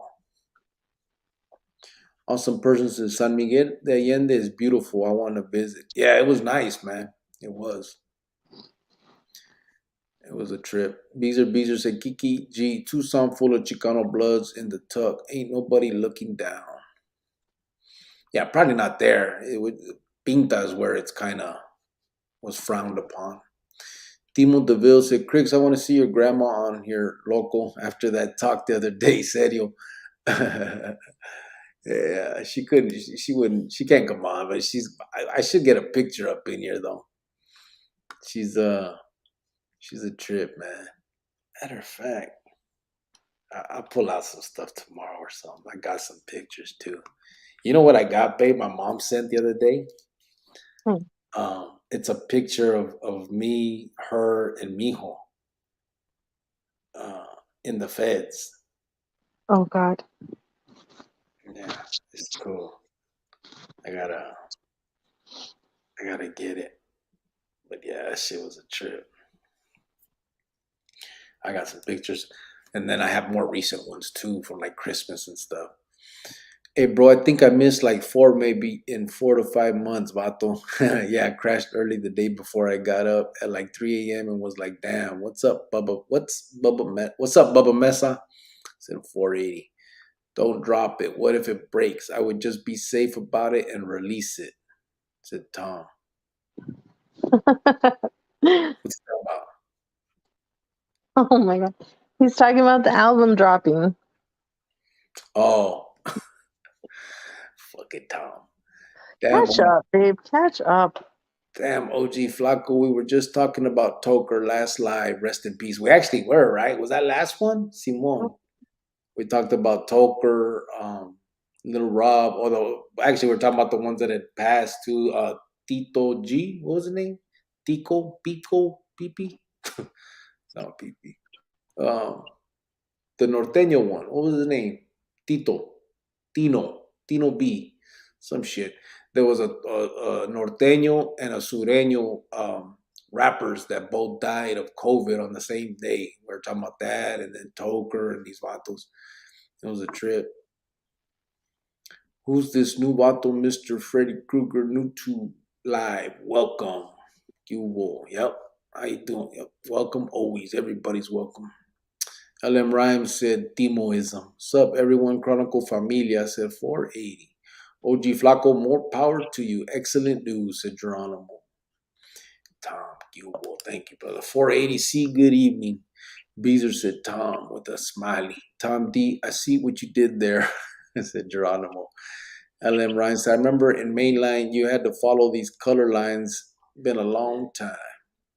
Bella Kennel said, what stopped me was my primo and a homie I was locked up with told me that this shit ain't worth it. He took me under his wing when I hit Cimarron. Yeah, that's cool, man. But that's actually rare, you know what I mean? Where you can find a good camarada that'll, really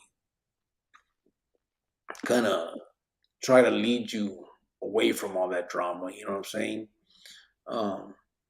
Because and some vatos don't mean no harm, but they're caught up in the mix, like trying to be, part of that bullshit so bad that they don't realize that, the vatos that they end up leading that way, they're leading astray. You know what I mean? It's gacho, but again, like I said, some of them mean no harm.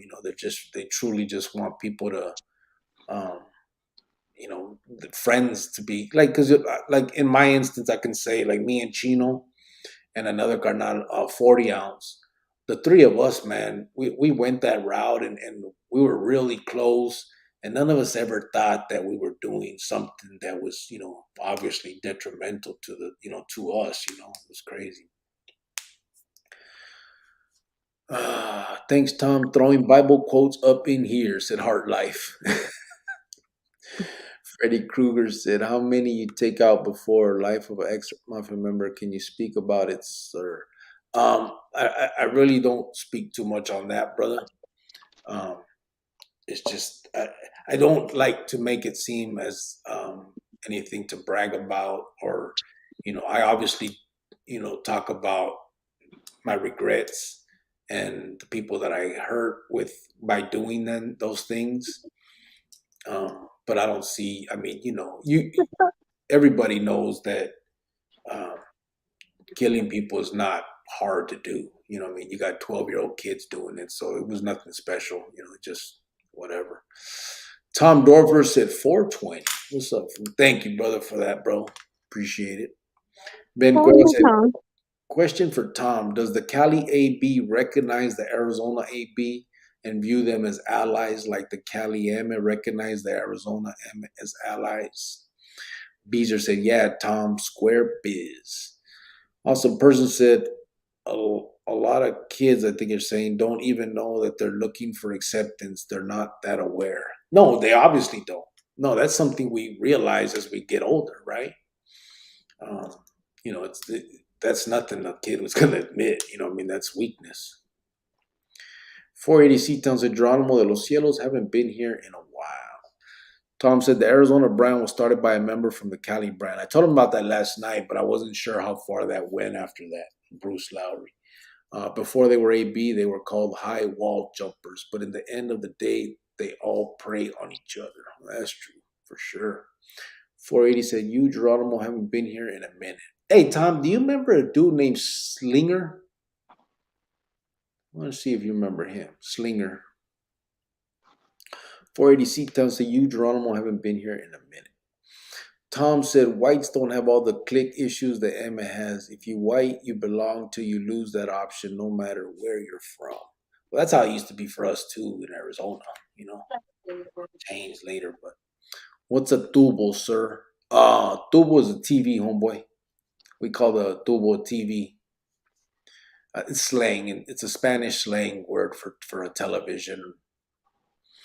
Tom Drover said, let's hit the like button. It's free. Thank you, bro. Awesome person said, laugh my ass off. Say mundo, all due respect. Oh, yeah, with all due respect, all that pamper stuff. Beat Bone 520. What's up, compa cricket? Hugo, what's up, bro? How you doing? Devontrez Haynes said, good evening, everyone. Cricket and Mrs. Cricket. I just had surgery recently and I'm in major pain. I'm glad I have something to take my mind off the pain. Damn, bro. Hopefully I'm sorry. feeling better. Did they give you some medication, or are you trying to just tough it out? I'm sorry. I can't do it, bro. I can't handle pain. My back, man. I have such a bad back. Uh, I be going through it sometimes, man. That shit be killing me. But like my ruka, sometimes she'll massage it and shit. But man, I can't. I'm not good with pain. Chella said, I took a nap for you, Jovan. Thanks, girl. Tom said, why was Timo DeVille blocked? He was? Really? I didn't know that. We blocked him. And why? Let's see. What's going on here? We are about to find out. I was blocked. What? He said. When? Oh, he wasn't blocked. Oh, right there. Yeah, it was hidden by Chele. What happened, Chele? What did he do? You're back now, bro. I think it might have been an accident. Because it wasn't even, I don't even think he said anything. It just happened. Might have been an accident. Yeah, it looks like that's what happened. But mean, you're back already, so hopefully you're good. I mean, you are good. I can see you're writing again, so 300 seconds is up.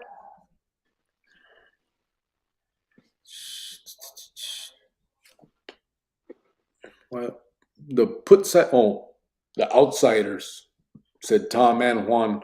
Yeah, that was the name of that movie, babe. The Outsiders. I never seen that movie.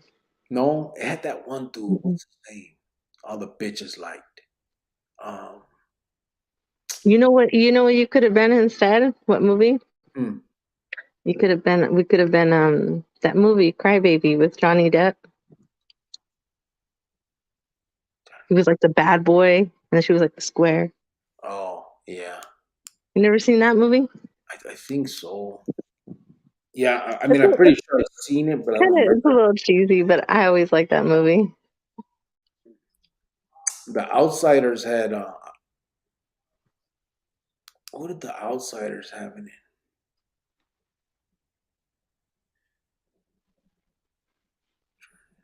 Hmm. I can't see. I think.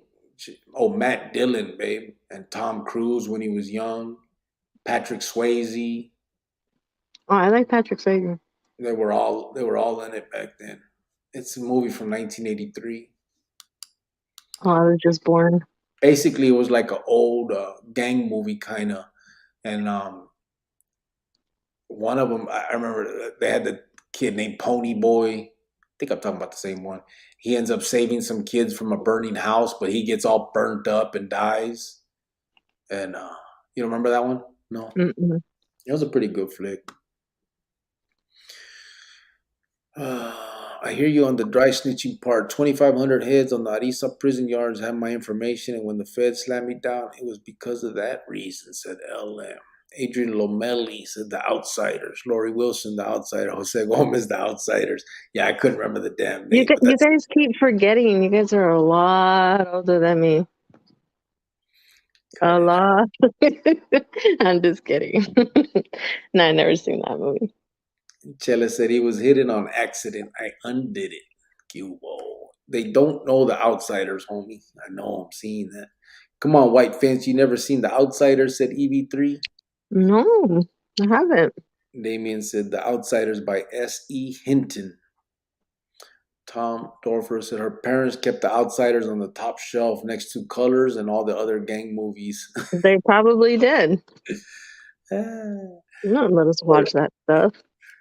480 said, Spencer 480 said Outsider. I read the book in fifth grade. Good book. S.E. Hilton. Ray, we missed you, said Chele. L.M. Ryan said, rest in peace, Toker. Hold Tom, on, real quick. Hold, all right. hold on. Slow down. Um, Ray, real quick. How's your granddaughter? How's she been? I know you guys were going through some stuff, but I hope you guys are well.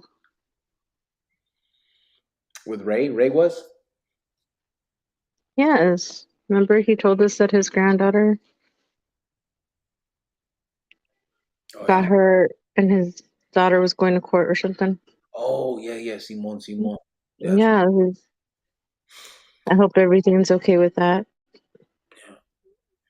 Chele said, Ray, we missed you. L.M. Rhymes, rest in peace, Toker. Tom said, side piece. Bella said, Outsiders. Bella, that's the movie. Yeah, Órale Cricket, it's been a minute, pero aquí estamos. What's up, Juan? It has been a minute, bro. Everybody that ain't been here in a while is popping back up. How's everybody doing? What's up, man? You guys don't like me or what? They were out cheating on you and then they realized that the grass isn't greener on the other side. Telling you, you guys got to come over here, man, because this is the Young Vatos show right here. This is for all of us that 23, 24 years old, still with the know-how, with all the cushions and stuff. with, with the razzle dazzles. Yeah, we be smoking that kush. What's up, Cricks? Tuning in. G said Johnny C. Cubo. Beezer, they get looked down on in prison. Yeah. I think it's 45 where Walking Away was aired by Cricket. Oh, that one. So yeah, I got what's crazy is there's two that talk about me walking away, that I really go into the story. I got the one that I actually named why I walked away, from the Mexican mafia or something like that. And I cut that from one of those lives, right? So it's probably 45, but I cut it out and I put it in it. I released it on its own. And then there's another one that I did when I was in Phoenix, and I pulled over right there at Tolleson High School, and I was talking. I don't know if you guys remember, and I put that one I named, um, damn, spontaneous. So that one was called a spontaneous live. I don't even think I numbered it. I just put a spontaneous live, and we were on for like 2 hours. Then all of a sudden, somebody talked me into telling the story again, and we did it. And so that was another one where we got into all of that stuff. So Ray Diaz said, "I'm spending some time." Oh, there, watch out! He's talking about it now. Spending some time with my granddaughter and my daughter hanging out. My granddaughter says I'm on the phone too much. Oh, Cool. Ron Garcia said, "Cricket, I got a question for you. Do they have norteños and sureños in Arizona, and do they politic in the pinta, or do they get along?" Um, so I'm gonna tell you, there's two answers to that. Back in the day when I first hit the pinta, and like my first 10, 15 years or whatever, 10 years, whatever, um, Califas was considered Califas, right? I mean, if you were raza, you were raza. It didn't matter if you were from California, right? So everybody just ran raza. We had all kinds of homies that were from Califas that would do sit you at the want tables with us. I mean, they were raza. It just was what it was. It didn't matter if you were to eat it all? sureños or if you were norteños Oh, from this one. California. Hey, Yes. I can't hear. Oh, I'm sorry. And so there was the norteños and sureños that were doing time at that time, that it was just if they were raza, they were raza. They weren't allowed to get down with each other. There was a couple instances where like the sureños would be like, man, because I remember one time, and Gil, don't get me wrong, there wasn't a lot of norteños.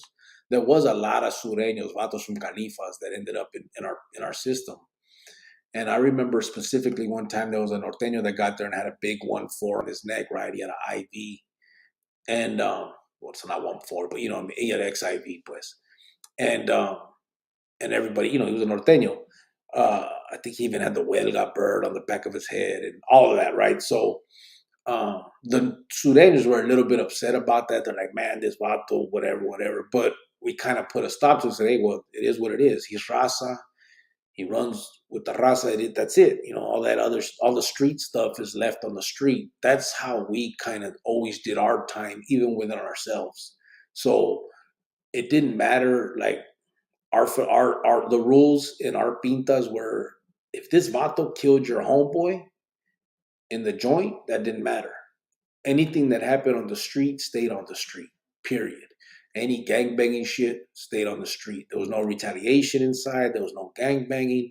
Once you got to the joint, it was about prison rules and raza. And that's how it was to us, the California vatos, because we saw norteño, sureño stuff as being um, street stuff. You know what I mean? So that's how it was. Later, once we started, the little jale started happening with the Border Brothers and the Califas vatos hopped on board, and there was that little beef going on. Then the Sureños kind of started doing their own thing, and when they separated the actual administration made a yard only for vatos from Califas and Mexico. Right? If you're born in California or in Mexico, you're going to this yard. And it messed a lot of things up because there was dudes that had been born in California but lived in Arizona since they were like 2 years old, so they didn't see themselves that way. There was all kinds of problems where they're getting fucked up when they get to like people getting off the bus and just getting smashed because they weren't really from Califas, and like all this stuff was happening. Once all that was taken care of, then the Sureños and Norteños started going at it. Obviously, Sureños, there was more of them in the system than them, so they were able to pretty much, take over those yardas for themselves. the Sureños. Once all that was done, then the Sureños started fighting with the Paisas, the border brothers. And then that went on, because again, it's like everything else, bro. You're always looking for that enemy. And once you can't find one, the enemy becomes yourself pretty much. But that's kind of how it went. And that's how Sureños and Norteños were in our sistema for years. Oh man, EV3, what's up, Bubba Mesa? What's up, Sergio? What's up, Carlos and wifey? Hope you're both doing good tonight. Hi, Jealous and Ray Diaz. What's up, Cricket and Mrs. Oh, hi, Cricket? Carlos.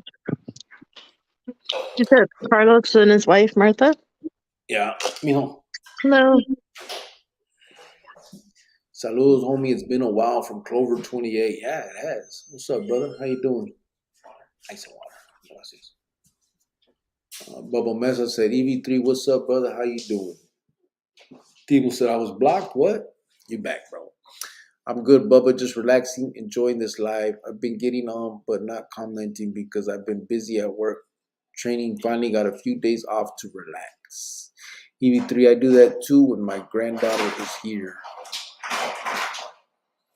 Tom said, I remember an old, real skinny dude named Gunslinger and was tatted down in a full body suit, but don't know a slinger. Yeah, this dude name was Slinger, man. And I remember he came into CCA with us.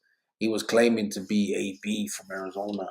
He had a fucking whole portrait of Hitler on his back, and I was suspicious. I didn't think that he was, but if it ain't white, it's probably brown or black in the joints at Hard Life.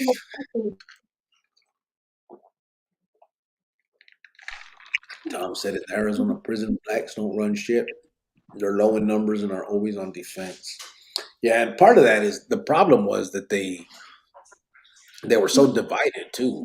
You know what I mean? The blacks, they had so many clicas that they couldn't agree, and so that weakened them as well. They didn't ever have a united front. Unblock what I knew now, said Timo. Nah, you good, bro. Chella drools on her phone while she was taking her nap, said Bubba. Tom said, rent is past due, Timo DeVille. Time to kick on, homie. Timo DeVille, you're not blocked no more. Jose Gomez said, Pony Boy. Yeah. Patrick So hold Swayze. on. Everybody's talking about that movie, The Outsiders and stuff. Nobody's ever seen the movie Crybaby? Really? We'll see. I don't think so. Patrick Swayze. Hatchet face, Mrs. Cricket. Laugh my ass off. Heart Life said, There you y'all need. go. Who's Hatchet's face? That's from Crybaby, the movie. Oh, of course, Bubba would know that. Bubba, thanks for coming through. Heart Life said, y'all need to check out American Underdog. That new Kurt Warner movie is dope and inspiring. Anyone with a felony or knows someone who has been through it will relate. Bubba Mesa said, Ralph Macchio. Yeah, he was in it too. Simon. Outsiders had all them actors that the hyenas like. Yeah, that's why I was trying to tell her, but she's too young, bro. For her, not too young. I'm saying she's like our age, but No, I'm not. a couple years younger. So her, like, I think her time was that whole 16 Candles, right, babe? First of all, Date? I didn't even like 16 Candles. I didn't really care for that actress. But I was like I was born in 83, so I was kind of like a 80s baby, but 90s also. So, yeah. Timo DeVille, right? LOL. Jose Gomez put the Karate Kid. I like the Karate Kid, for real. Do you guys see that new shit? What's it called? What's that shit we watched, babe? The Karate Kid? It's the Cobra Kai. Cobra Kai. Yeah, Simone. The director of The Godfather produced it, Francis Ford Coppola. It was a book by S.E.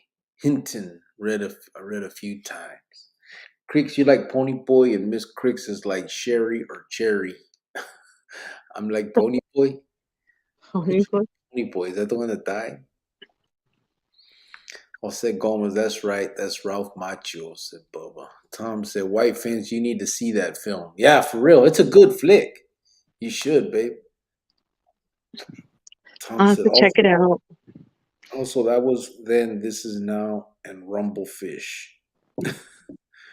Ernie Hughes said, Mr. and Mrs. Cricket, you really need to make some merchandise. I know. Yeah, I think we are. So I think we're gonna make a few shirts and stuff like that, and then just send them to you guys. Some of the people, like some of the long termers, just break them off. What were the sayings, though, we got to have on there? What was that saying that we said? Cricket put a ring on it. No, let's not. A little razzle dazzle. Razzle dazzle, we'll get that. Cortatela. Probably Ray Diaz is saying, not Which Ray one? Diaz, Ben Cuevas. Oh, yeah. You're lucky. Hey, bro, how did the Emma recruit members in Arizona? In Cali, you know it's the Southerners. How did it work here? Any neighborhoods that were never allowed in? No, not really. There was never really no banned barrios. Um, well, no, not specifically. Back in the day, though, like Southside Posse would be considered one that where they couldn't have no carnales, but it's changed. There are actually carnales from that barrio there now. But as far as them recruiting, bro, just from the raza, like you said, you guys, Califas had the Southerner thing. Arizona was it was just the raza, everybody, right? So anybody that wanted to be parte would just become skina, is what they called it. Skina is comparable to what Califas calls them camaradas, right? So that's it. So when you hit the pinta, as you're just raza hitting the joint. The only regulation or rule that you have to abide by is if there's any riot that happens with the raza, you have to get involved. That's it. That's the only thing that you have to do. So if there's a big melee in the kitchen, you have to jump in and be a part of that. Aside from that, you don't have to do anything you don't want to do in the pinta. You'll never be forced or asked to do anything you don't want to. Most vatos would basically put themselves out there. They would go to a carnal, or if there was no carnal in the yard, they would go to the other vatos that were skina, whoever was riding other carnales, stuff like that, and just be like, I'm skina. They had a table. Most yardas had a table that was a carnal table that only carnales could sit on. But once they started the STG shit and carnales were getting locked down, the skina would sit there. So you would know, like if someone showed up to the yarda and he sat at that table, you basically knew he was skina. If the time came and that individual was told to do something and he didn't, but he sat there, or he claimed to be skina, or he had ever offered to be, skina or there for whatever, and he didn't, he'd be fucked off. You know what I'm saying? Obviously. But unless you did that, you had no obligation to the carnales. You didn't have to do anything you didn't want to do. I do know that changed some later. Carnal Dizzy, I believe it was Dizzy, Pistol Pete, and Sid Vicious kind of changed the regulation and said that anybody that was from a clica, a street gang, were automatically skina. From what I've heard, that made a lot of vatos upset, basically, and made dudes like walk away. You know what I mean? A bunch of dudes PC'd up or like, fuck them dudes, they're not gonna force us to. It was, I think, obviously after so many years of it being a certain way, when they tried to come out with that, vatos were like, man, fuck them. How are they gonna force us to do this when it's never been that way? So that's basically how it was throughout there. Any whole neighborhoods on a lista? No, not really. For a minute, their Southside Posse was. Again, they had shot at Longo. Carnal Longo was from Long Beach, but him and another vato also had went to go collect feria, and Posse blasted at them. So they were put on the lista for a minute. It didn't last long. It was cleaned up pretty quickly. Uh, but that barrio was always kind of frowned upon anyway because of they were sangres. Ray Diaz said Patrick Swayze, the outsiders. Hi Ray, been praying for you and fam, said Chele. Phoenix 602's in the house. He put, what's up, Cricket? Cricket's wife and Chronicles familia. How's everyone doing? Hello, hello. Thank you, Chele, said Ray Diaz. Me and my daughter and my granddaughter doing good, just relaxing, having fun. Disneyland. Damn, Disneyland. That's nice. That's why you've been missing in action, huh? We've been wondering where you've Mm-hmm. been. We're about to put a APB out on you. Ray said, me and my daughter and my granddaughter doing good. Just relax. I already read that. Oh, happy they are staying busy, said Chele. You're welcome, Ray. Shut up, big bro. Chele talking. Bubba. I sent it. They used to call me Babyface in high school, said awesome person. Sure they did, bro. Don't hate. Don't know too many AB with Hitler tattoos. That's more of a skinhead thing, but some skins do graduate to the AB if they got a lot of time to do. Yeah, well, that's what that's what kind of tripped me out too. It was the whole fucking and it was the whole portrait, and it was him sitting up on. It was like actually from a picture. It was him sitting up under the crowd with the hand up in the air thing, and the dude was I don't know, man. The way he talked, he was trying a little too hard. You know what I'm saying? But whatever. I seen the movie that the other star on Crybaby made, said Timo. White Fence is a Barney and Baby Bop kind of gal, said Tom. No comment, Tom. Timo said Valley Girl in a Valley World. Actually, like, no, Barney wasn't really so much my time. It was like my little brother's time. But I'd get into it. I messed with that. LA Dodger said in New Mexico, blacks are short, too many Chicanos. Geronimo said was watching Cobra Kai with my grandson. Yeah, we were watching it. I like Cobra Kai. What team are you guys on? I like Johnny's team. Cobra Kai. I gotta watch it more to know. Fucking Tom said Thickalicious and Razzle Dazzle. Fucker. Awesome person said con todo respeto for the Hey, for the shirt, we're just gonna get you a shirt and then just in big letters, Thickalicious. con todo respeto.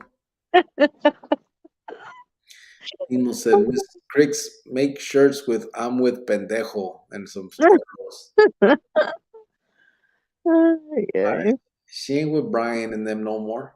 Oh my God. Don't talk about them. They were nice people. Don't you guys have mandatory workouts? We did up to age 35. Um, somewhat. I mean, it depended. It depended.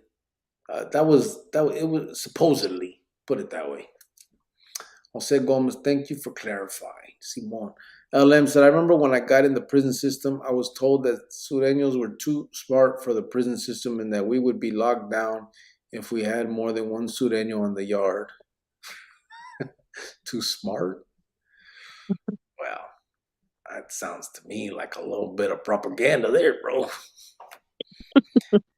Michelle Paleo said, we just scored a dime back of Supreme gasoline. Regular unleaded was all out.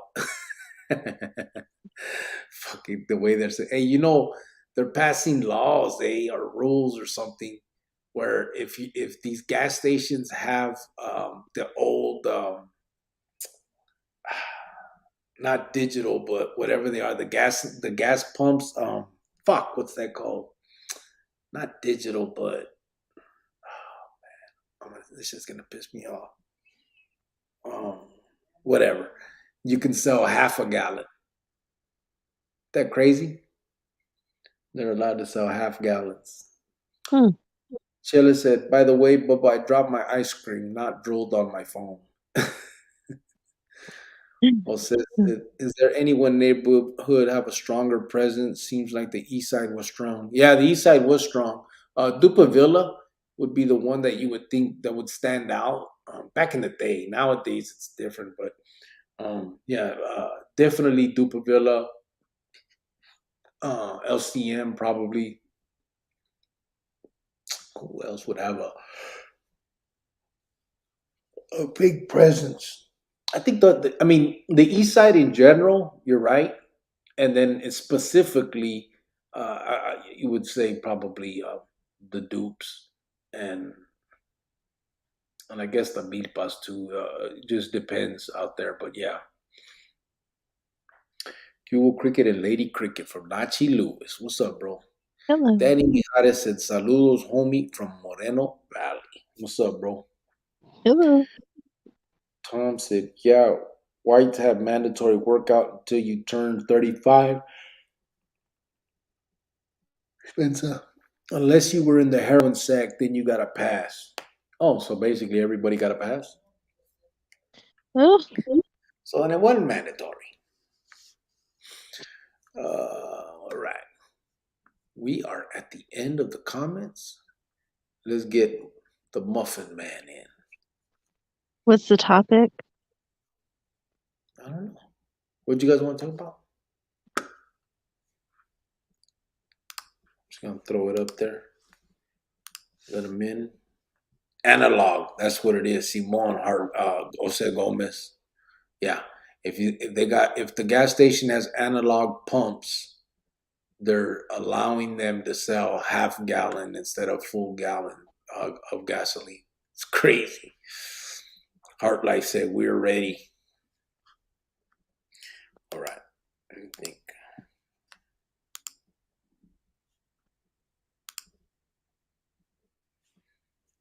All right, we're in. Sergio Velasquez, good timing, Muffin. I need an energy boost. Oh my God, this is Sergio. You ready? Let's roll.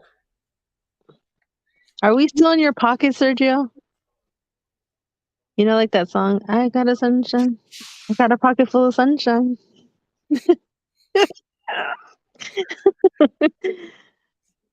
Yeah. Yeah. Okay. So we're gonna wait. Rico act on gas, right? It's crazy. Heart Life is in, but it says devices not connected. Get them things connected, bro. What were we going to talk about? What was the topic? I don't know. Hey, Heart Life, trying to come in dressed like me. He's trying to be serious. Oh my God. All right, let's get him, bro. You're about to be white. Oh no, Jovan, I got one better. I'll send you, said Charlie. Okay. Sergio said, you're about to be white fence. About to be what? In his pocket. Oh, whatever. All right, let's get homie up in here. All right, everybody. So we got Heart Life Tony and his Ruka coming in. Damn, he got the RV. Yeah, okay. Trying to show off. Can you just do it? Cálmate. Man, Oh, shit. you got one more time. You ain't gonna do nothing. And I'm outie. Bam. We are in. Hey, guys. What's up, guys? I just figured maybe for a future cricket, Jovan is better clickbait for the, the genre and the culture we're trying to reach. Be like, you need to throw a photo up there. This is the ones that sell, right? These are the ones like, we don't want to hear a happy guy with his David Beaver haircut up there, all smiling. You know what I mean?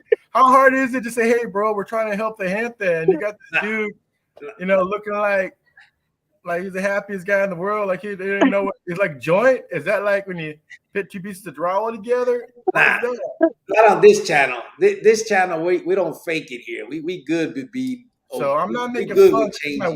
This is my winter clothes. All right, I just want to make sure you have something, cricket. If you had to do it, you had to do it. But my wife. No, never mind. Put it back. That's my wife, Michelle. Hi, Michelle. How are you guys? They call her Snowflake. So, Yeah, can we got get two together, of baby? them. So we've been married for 16 years, Okay. and when I first met her, I was smoking cigarettes and stuff, so I had a patch on my arm, trying to nicotine patch, not that type of patch, a nicotine patch, right? And that's a patch. Anyway, we'll talk about it later. Anyway, I used to have it over my heart. Yeah, you know what, bro? It used to be over my heart, like a big curate band-aid over my heart, for the nicotine, whatever. So anyway, so she's like rubbing my shoulder, you know what I mean? Because we get to know each other a little bit. And she's like, what's that? I said, it's a stick. What did I say? It's a sticker. It's a sticker. She's like, really? Well, you have a sticker on you. I like, who doesn't wear a sticker? And she was like, that's weird. That should be her first red flag that someone's off. But anyway, she went with it. And then when I had to ask her to marry me, I had to ask her dad, right? And her dad's like, and so apparently I didn't mention anything about me being locked up. So that came back to haunt me because like I asked her to marry me and then it was all good. But then she's like, yeah, Tony's been to the joint. He's like, what? He didn't tell me that before. He said, hey, man, can I marry your daughter? I didn't know I had to disclose that information. So I had to go ask him again, like he's a juez, like I violated parole, right? And he has a big old desk like a judge in his office, right? And I'm over there at the judge's at his mercy seat. I'm like, hey man, I'm sorry about not mentioning that, man. I feel like I get discriminated when I talk about being out of the joint. I said, but it's been like 12 years for me. And he's like, well, I'm gonna have to look it up. I have some friends in the department. Like, oh crap. Now look it, bro. If it's the other way around, hell yeah, I want you to tell me everything about you, man. That's the love of my life, man. That's my daughter. So I get it now that I have 3 daughters. But back then, I'm like, man, just another white guy trying to sweat me over some BS. Yeah. Anyway, so I had to re-propose to her, and the whole thing, man, was awkward. But I made a better job at it. Make a long story short, I had a question on there that always I know the answer, but I don't know the answer. And the question was, why are they still holding felons' rights from them? Like, even dude, the other night when I said me and you are the same cricket, what I meant was, it doesn't matter what our jacket is. We lose all of our rights. We have to fight for simple things in life now that are just normal things that everyone gets. Yeah. So it doesn't matter if it was a DUI or if it was a 187, man, we are treated the same. And if I get busted, I get the map. If I get busted again, they throw the book at me. Like if my crime was like so heinous the first time. There's no plea bargain, right? Yeah. So anyway, so that was my question for the night. If anyone want to throw in on, that's just one of those questions. Like it's like preaching to the choir here, because I realize that the people that we want to influence are probably not tapping in.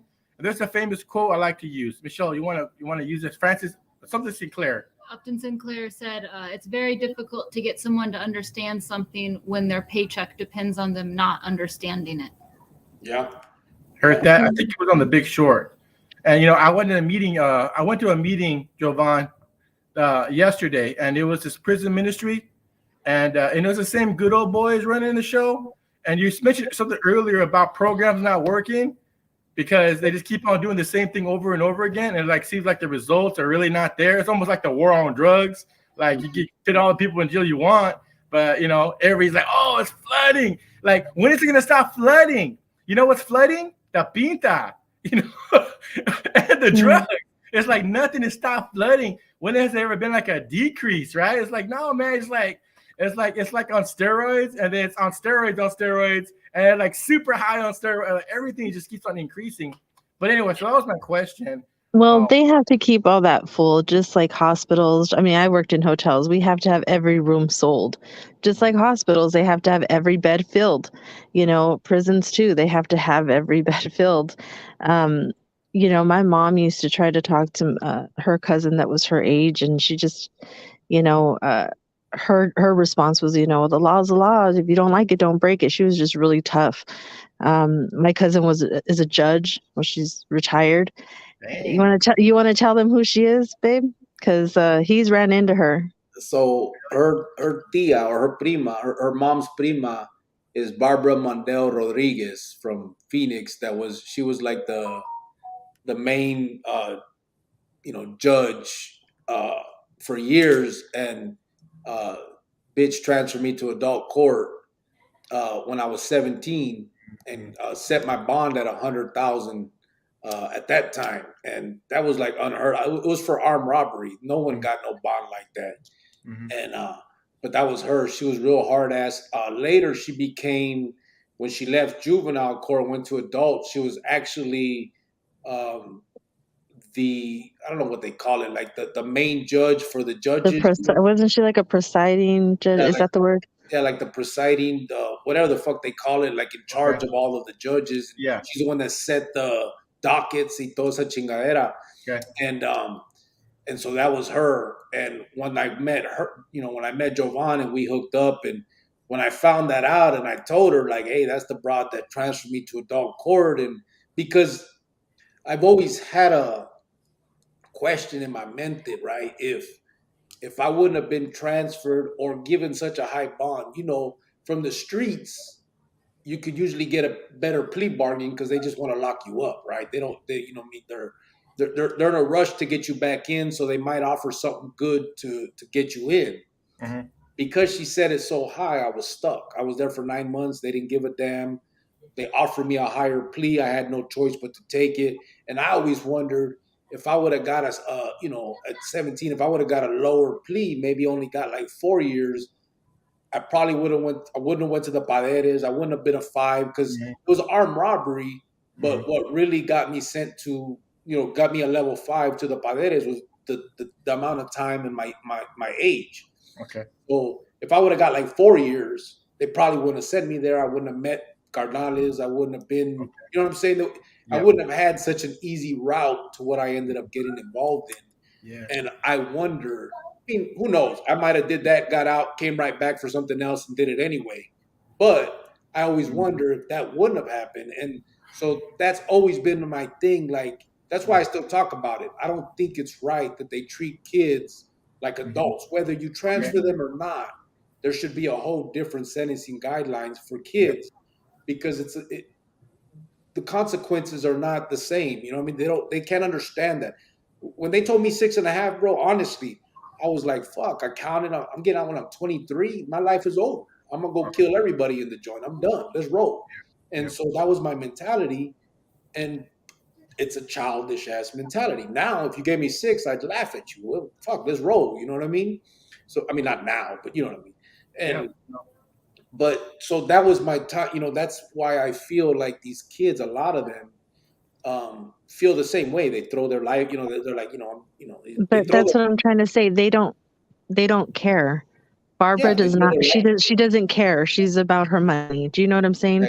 Right. My uncle, when he's the reason how I met, Manuel. When my uncle committed his crime and went to jail, nobody even reached out to her. She right away reached out to us and said, "Please don't ask me for any advice. I don't want no part of this." Like, that's your first cousin. That's your first cousin, and you're acting this like she was on one. So they don't want to hear it. She makes her good money, and like I said, I worked in hotels. We want every room sold. Yeah. Hospitals want every bed filled.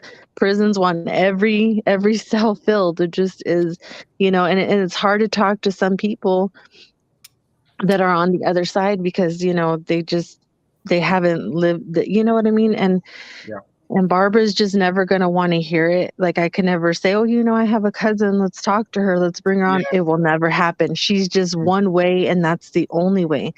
But those type of people, though, I do feel sorry for them because they have to learn the hard way. Like, I hope that her grandkids never one day get in trouble and go down that route, because then she might have a different feeling about it, And that's the problem. I think part of the big problem with, like, from your question, is that the people that are making the decisions for rights, for prison, for guidelines, for all of this stuff that affects us and, the judicial system and the justice system, are people that have no idea what that means. You know what I mean? They don't know. They can't fathom what it means to do. When it's so easy to hand a kid 10 years as if it's nothing, it's become a number and not really a life. You know what I mean? They can't. Because then you see these bitches, when they do something wrong, they get 70 days in jail and they're crying and acting like it's the end of the world. Why didn't you feel that way when you threw this kid in there for 10 years? You know what I mean? When it doesn't affect them or theirs, Yeah. they can't see it. You know what I mean? And that's, I think, part of the problem is you have people in place making decisions that have no idea what it would take to change these people for real. If you're really thinking of recidivism, if you're thinking of trying to rehabilitate, if Yeah. those are truly your intentions, then you need to get people involved that know what it would take to get there, not these people. You know what I mean? Like, it just they have no idea what it would take to change a kid because they've never been there. They don't know. They couldn't even they can't even picture themselves or any other family members in that position. You know what I mean? So how could they ever make a decision that would be right for you or me? You know? That's exactly what we were talking about in this meeting yesterday. I was asking, are any of the graduates of this program are they in leadership? Are they in any leadership roles here? And the people got really confused. They were like, you mean like, yeah, they're doing great. They're staying out of prison. And it's like, that's the whole goal, is to keep people out of prison. Great. That's a really low bar.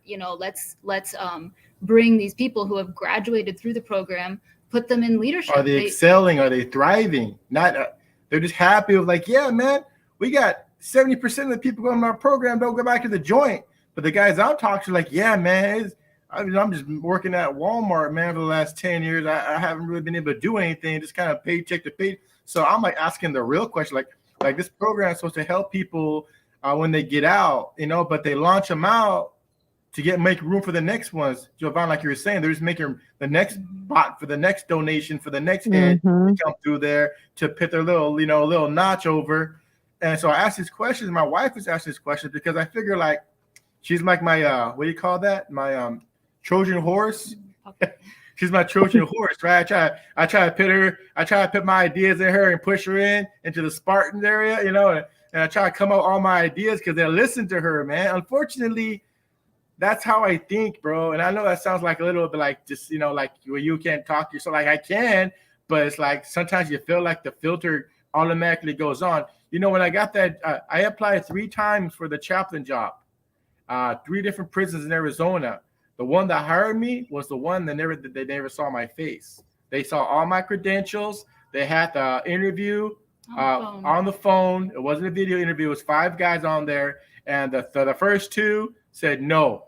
I was right in front of their face. I'm in front of the captain, the same captain that throws me in the hole for any little thing I do. Like that captain's there, and all these John Wayne guys are there, and they're all giving me the thumbs up. They're all giving me the thumbs down. But over the phone, they're like, yeah, the guy sounds like he knows what he's talking about. He got the credentials. He got the graduate degrees. He got the experience. So there is something to the way we look, man. And that sucks. Yeah. But it does suck because it's your culture. It's, you want to dress like that. It's part of the culture. You know what I mean? It's what you guys like. But to certain people, it's not right. You know what I mean?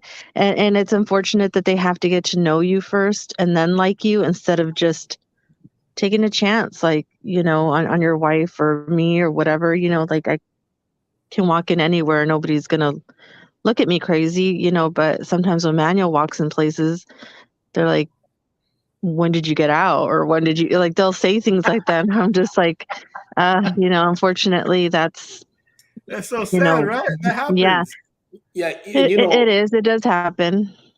Part of the problem is like I said, Adobe Mountain denied me from going, right? And it's just like, I understand it, right? Because that's the world we live in. But at the same time, it's like, well, then who do you want to go talk to these kids? You know what I'm saying? You want fucking Ben Affleck? What the fuck is he going to tell these people? You know what I'm saying? Like, it has to be someone that's been there, done that.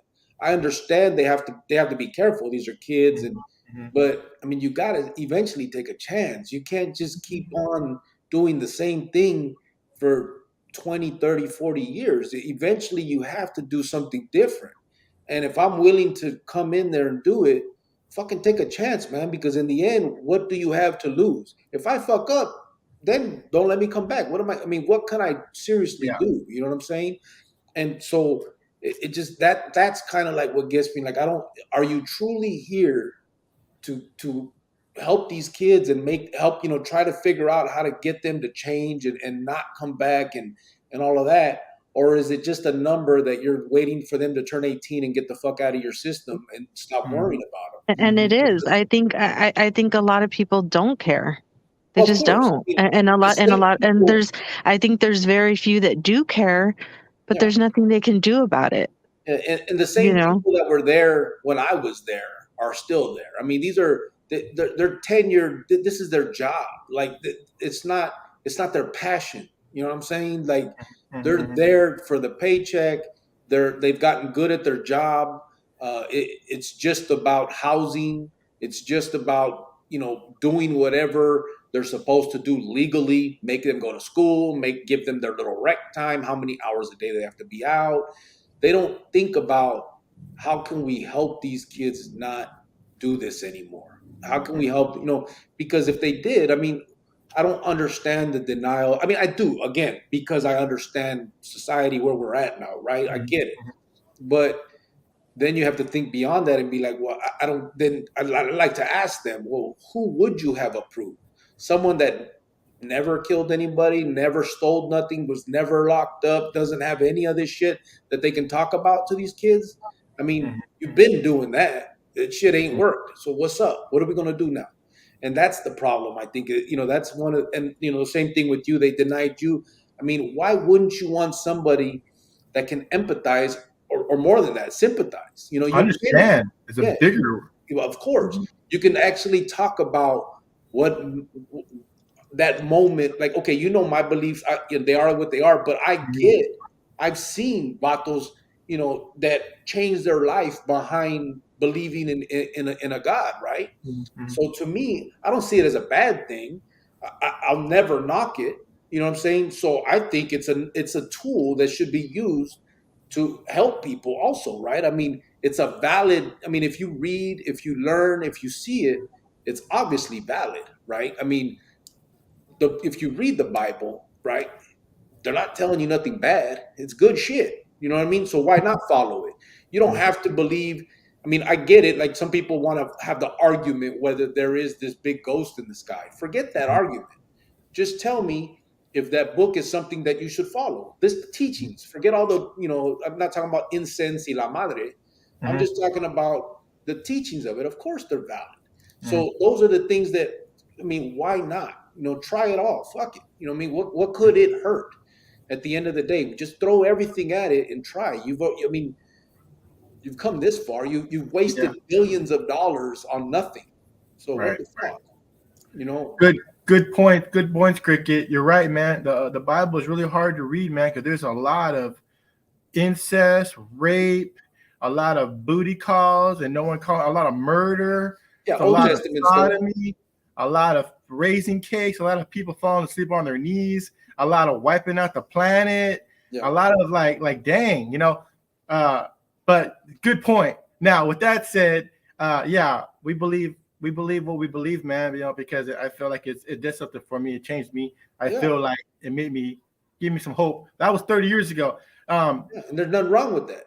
When I sat at the table, and I gotta clarify the experience I had with Sapo at Kaibat, we're sitting at a table together. He came back to me, and there was like, the tables are fours, right? We sit in fours, and Sapo was at the table with me, and there's two other guys, and I think I quietly prayed for my food, man. And then when I came out of it, one of the guys at the table was kind of uncomfortable, and said something, and before I got a chance to respond, Sapo like wiping his mouth and say, "Hey, bro, he's just doing his time, man. What's the problem?" It's like, "No, I'm just saying why he has to do that here, man." Like, and Sapo was like, "That's that scheme I was talking about. He's just doing his prime. He's just doing his time." It's like the guy got real quiet and kind of reserved. And that's when later on that afternoon, he threw me up against the wall, man, and threatened me. But it was all love, man. You see, I received the love, bro. That's some people have a different way of showing love, right? And that's the way he was showing me. He was loving his gente. You know what I mean? Not like Sinner loving his gente. He was loving his gente, man. You know what I mean? and had nothing to do with God. It's had to do with me as a person. Look at, man, if I'm going to be freaking, if you're going to be doing this in here and you're our people, you better be serious about it. And because he's right. There are people in there hiding behind the Bible to this day. There are, look at, here's an explosion. There are people hiding behind the Bible in our country, man, without going on the joint. This whole freaking Trump thing is a bunch of people with the Bible on their freaking under armpit talking about, hey, man, we got to love our country and praise the Lord. You know, I mean, so it's wacky on both sides. There are people that are cool with killing babies, and they say they love Jesus, man, with their Bibles, and they're okay with little babies. You know, that's just my perspective. Like, I see hypocrisy, not in just in the pinta, but our whole freaking country is jacked up like that. So with that said, I try to keep it simple, man. I tell my people, hey, man, we believe in Jesus, man, and our story, how Jesus changed us. Everything else, all the weird shit in the Bible, all the wacky shit we done in our lives, that's like to the side, man. We try to focus on like who we believe in, and try to be honest about who we are at this moment. And that's why I'm comfortable being on your show, man, because it's not a Christian show. It's not a non-Christian show. It's just people. If we get past that whole BS of everyone gets to be compartmentalized and just be human for a second and just be nice. I don't mean to interrupt you, but that's what I always say. Like, can't you just be a good human being? Like, that'll never go out of style. That'll never. I think everybody can agree 1,000%. Just be a good human being. Doesn't matter what you believe in, what you don't. Just be a good human being and it'll be okay. I really like the fact that you guys do try to help felons, because I think as adults, you know, sometimes they need help too, you know, and just because you're an adult doesn't mean we're always okay. You know, sometimes we need that person to say, hey, how was your day today? And I talk to adults all day and their kids. The minute I ask the parent, hey, how are you doing today? I'm okay. And I'm just like, are you sure? You look a little, and then it just runs out. And by the time you know it, I'm sitting there talking to them for about an hour. As adults, we're not okay all the time either. And, you know, like you said, working that job just paycheck to paycheck, why don't they have it in their head that I don't care if I got a late start in life. I'm worth my life. Why can't I have the American dream like everybody else? And what do I need to do to get there? Yes. I mean, we never thought that we would become homeowners. Do you know? I mean, look at Manuel. He never thought he would be a homeowner, and we did it. Do you know what I'm saying? What? Yes, I did. I'm a beast. Crazy. This fool. Anyways, I'm just saying, what is what's lacking for them? Is it the self-esteem? Do they need some type of help? I mean, hey, let's get you out of, you know, working here. If you're not happy working there, let's get you out of working there. Like, do you got to go to school for 9 months? Do you need a sitter? Do you need help? Do you need a ride? What do you need to do to get that certificate and then move on to get an associate's degree and so on and so on? Or if they're happy there, then cool. I mean, that's fine. And at the end of the day, when everybody finds out that the Sumerians wrote everything and the Anunnaki are the real Lord. Oh my God, Jesus Christ. Here we go. Lord, Mary, and Joseph. Here we go. That's guy. Awesome, man. You should have an own episode on just that, bro. Just please. I won't be on that show. I won't be. You could. I'm just saying, adults need help too. You know what I mean? They, you know, as adults, we need help too. There's times that we want somebody to ask us, you know, how we're doing. What do we need? Like, you know, be a good human being, be a good friend, be a good brother, be a good sister, be a good stranger, you know, like those things, you know, they'll never go out of style. And like I said, you know, you don't need all the money in the world. You don't got to be rich. You know, there's a lot of times I feel like I'm super rich because of my nieces, my nephews. Here's this guy, you know, because of just my family, you know what I mean? And if you talk, I've known a lot of people that sit in a big old house all by themselves. And I know people that live in a 2-bedroom with all their kids, you know, all their family. They got good conversation and food, and, you know, that's all you need. And those are the things that make you rich in life. Like, of course we need good jobs, and because we want to live comfortable. Of course, we don't want to just live paycheck to paycheck. We don't but want I think, broke You again. know, We know how that is. exactly. Completely But broke. some adults, yeah, they need to. I want to know why. Where's your self confidence? Where do you think that you can't have the same as, your manager or your supervisor? Why do you think that you can't be in that position? What's the Mhm. what's going on there? Yeah. So I appreciate that you guys, work with felons and you guys stick up for them and stand up for them, You know because what's not many crazy? people do. Not many people do. You know what's crazy is nobody at my jale knows I've done time. Like I've been running around since I started the job about a month ago now. I've been running around with sweatshirts on. They haven't even seen my tattoos yet. You know what I'm saying? Because I've done it before like that same thing. Because by the time I show them, it's just gonna be, oh damn, that's cool, and not what's up with this dude. You know what I Right. mean? And like if they knew what time it was with me, they would trip the fuck out. But Yeah. when they know me first, I know that if I told them now, they'd be like, "Nah, that's bull. You're clowning." You know what I'm saying? They wouldn't believe it. And so that's the way I've had to kind of live because I already know that there's like what you said. There's already that stigma on us. Mhm. There's Mhm. already people expecting us to be who we were Yeah. always. You know what I'm saying? No one believes in us changing. If they Mhm. did, the laws wouldn't be what they are, right? I mean, if they truly wanted to give us that chance of rehabilitation, then they wouldn't fuck our life up with felonies where we can't even get apartments. You know what I'm saying? When you can't even get a place to live, Yeah. I mean, So that's the question. how That's do the they question, expect Cricket. you to be different? You know? What can we do to change that? That was the what's it called, man? Like, what do we got to do? What do we got to do, man? Like, who do we got to talk to? I mean, the people that we want to talk to look at us like we're crazy, like we're asking, I hey, mean, all felons should have a free house when they get out. the It's like, no, problem we're not is asking for that. the problem is you're not going to change it, bro. The only way to change it is to be the change, right? So the only way to change it is to become the vato that owns the apartment complex and allows that. The vato that owns the business that hires felons and doesn't question that. Uh, Right. that's the only way. You're not going to change other people's minds or make them change the rules that have been set for 60, 80, 100 years, right? It is what it is. We're stuck in this world. It's a matter of now us from the inside trying to change it, right? I mean, there's enough now, I think, people that there's always been. But the problem is everybody, and there's no it's not wrong, but everybody just trying to make it. You know what I'm saying? So they're not worried about the next man, but it's gonna have to come to that point if you care that you have to try. I mean, if you have the opportunity to build something where you can hire felons, Yeah. take that chance. You know what I mean? If you truly believe in in this that if you were able to change you, then why can't everybody else? Yeah. And Yeah. so taking that chance, the problem is even sometimes I think we're scared to take that chance because we've seen it so many times, right? You see the Bible thumpers in the pinta Yeah. that are like you would never believe it. The day they get out, they're fucking tecato, right? Yeah. I mean, Mhm. we've seen it. I mean, in there, they're on their Bible, like you like Yeah. not trying to do nothing. You see it. They don't get high. They don't get involved in politics. None of that stuff.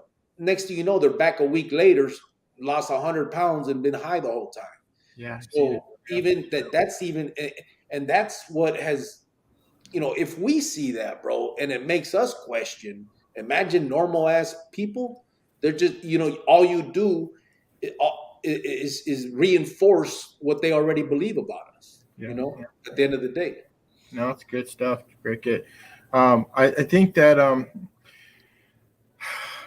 not trying to equate civil rights movement with felons' rights, but I think something like that needs to start happening, man. With the platforms that the Lord that we've been part of, it almost feels like they got red for ed. They got teachers saying that they're not getting paid enough or whatever. And I'm like, well, they did something about it. I mean, It sounds like a bunch. there's organizations that do that, bro. I mean, you could look it up. I think there's something that says uh what is it, lose the box or something, where the box that says check here if you're a felon. Like Dope. there's actual things out there like that. I'm not sure in what states or how far they go, but I mean it's just about people getting involved. As far as them being there, they're there. It's just a matter of getting if that's your passion, getting involved in doing it. You know. Well, I've seen the pattern. Here's the pattern I've seen in my 46 years on this planet, and noticing things and being in the Christian circles. Man, you old fool. I know. Is the people that start these things to supposedly help us are always the people that have no idea or been there, like you said, with the people that are in the offices. You know, it's the same people that start the. It's never like a felon starting a nonprofit like yourself trying to do something. It's always those other guys that you feel like they want to do something, but they don't understand it, so they're just running things. And then they almost become desensitized to it, but they're still in charge of it. And it becomes about money. And it becomes all about fundraising. Yeah. You know, I mean, keep the mill going, whatever this what dude started. And they put another guy even worse than him that's even more detached, but knows how to handle money, knows how to get people's money to do their thing. And next thing you know, it's completely different. Like, man, wouldn't it be a beautiful thing, man? And I think when it comes down to this, money corrupts. Money can mess you up. Like Jovan mentioned earlier about having that joy, man, peace, and being broke. You know, just enjoying the simple things of life. And you know, and I remember being the pinta, bro, feeling more free. Check this out, bro, more free in the joint than I had been in my previous 19 years.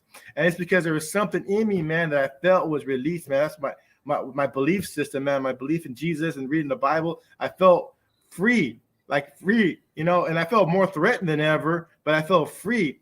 And I feel more free at Kaibab than I have been 25 years out the joint. And it's like that. It's because there's so much you get yourself in trouble in, and so much things that could steer you away. But you know, but I can't get any credit for my belief in Jesus since '96.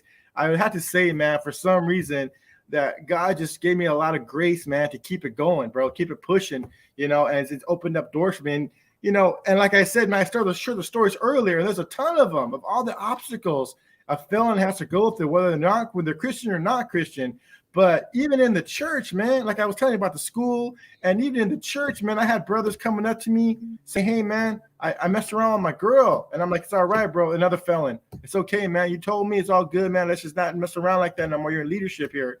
And then they get kicked out. And I'm like, hey, you guys can't kick this guy out, man. He just got out of the joint. He don't need to be treated like that right now. He's a delicate scenario, bro. He's gonna end up going back in there. And it's like the church people don't understand that. They're like, he screwed up. He screwed up like everyone else. When someone screws up like that, we kick him out. It's like, no, man, this is not the same.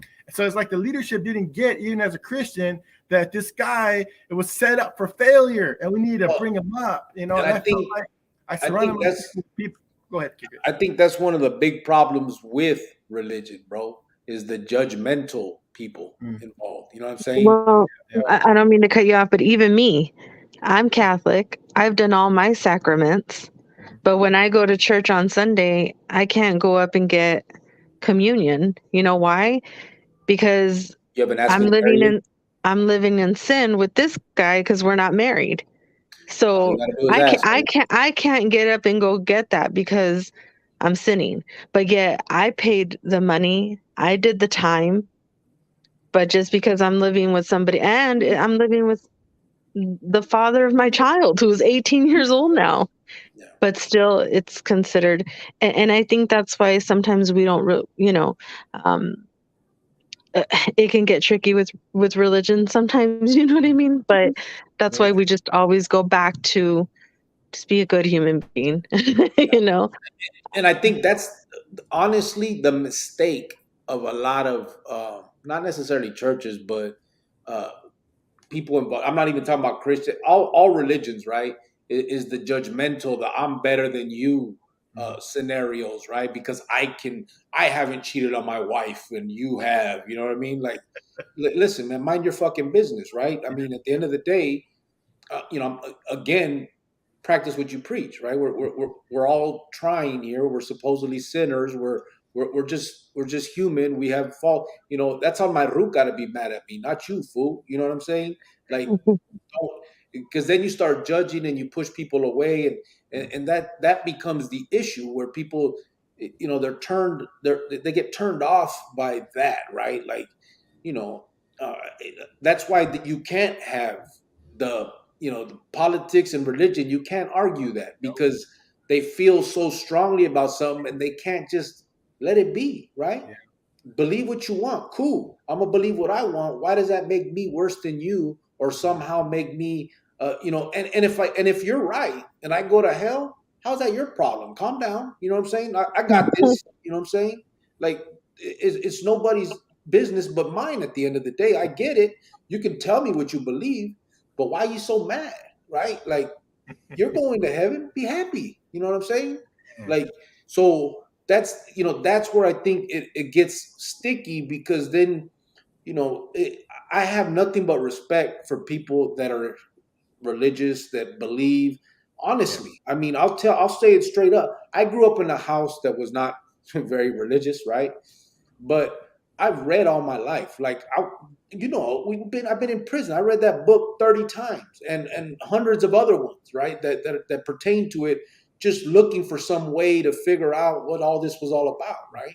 So I'm not speaking out of ignorance. I'm speaking from what I believe, period. You know what I mean? But I don't judge anybody else. Like I don't like, why are you judging me? You know what I'm saying? I get it.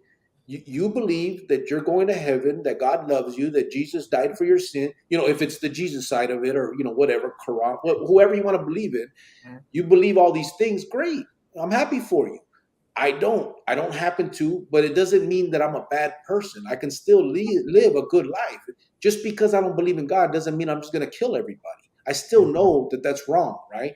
Now, I knew that, but I mean, so it's like there's no reason to believe that just because I don't believe in God, I'm bad, right? I mean, that it doesn't correlate that way. You know what I'm saying? Like, I know what's right and wrong. I'm not going to do anything, that's up to me to figure out, right and wrong, and how I'm going to live my life. And I know, like, again, I've heard the teachings, they're valid. Thou shalt not kill, thou shalt not steal. Oh, that sounds great. I'm not going to do it. It doesn't mean, but it doesn't mean I believe in a God. It just means I believe that that's probably the best way to live, period. Yes. That's it. You know what I mean? We don't have to have an argument whether, it's primordial soup or the hand of God. You know what I mean? What does that matter? At the end of the day, if I'm living a righteous life, and if that still means I go to hell, then fuck it. I'm going. Let's roll. You know what I'm saying? But why does that bother you or any? You know what I mean? Like it shouldn't. I don't understand the hate that comes from that. If you're truly believing all that love and all that stuff, don't hate me for what I believe. Maybe I'm lost. Maybe I don't know. Maybe I'm stupid. But why is that anybody? Why you mad? Right? I mean, at the end of the day, I understand what you're saying. I'm not speaking out of ignorance. I've done the homework. This is just what I believe. I'm not trying to tell you to believe me. I'm not never going to try to convince you unless you ask. If you want to ask me about the Anunnaki, I got you. Oh, dear God. Well, I don't think that you're going to go straight to hell, you little heathen, you. Oh, I think that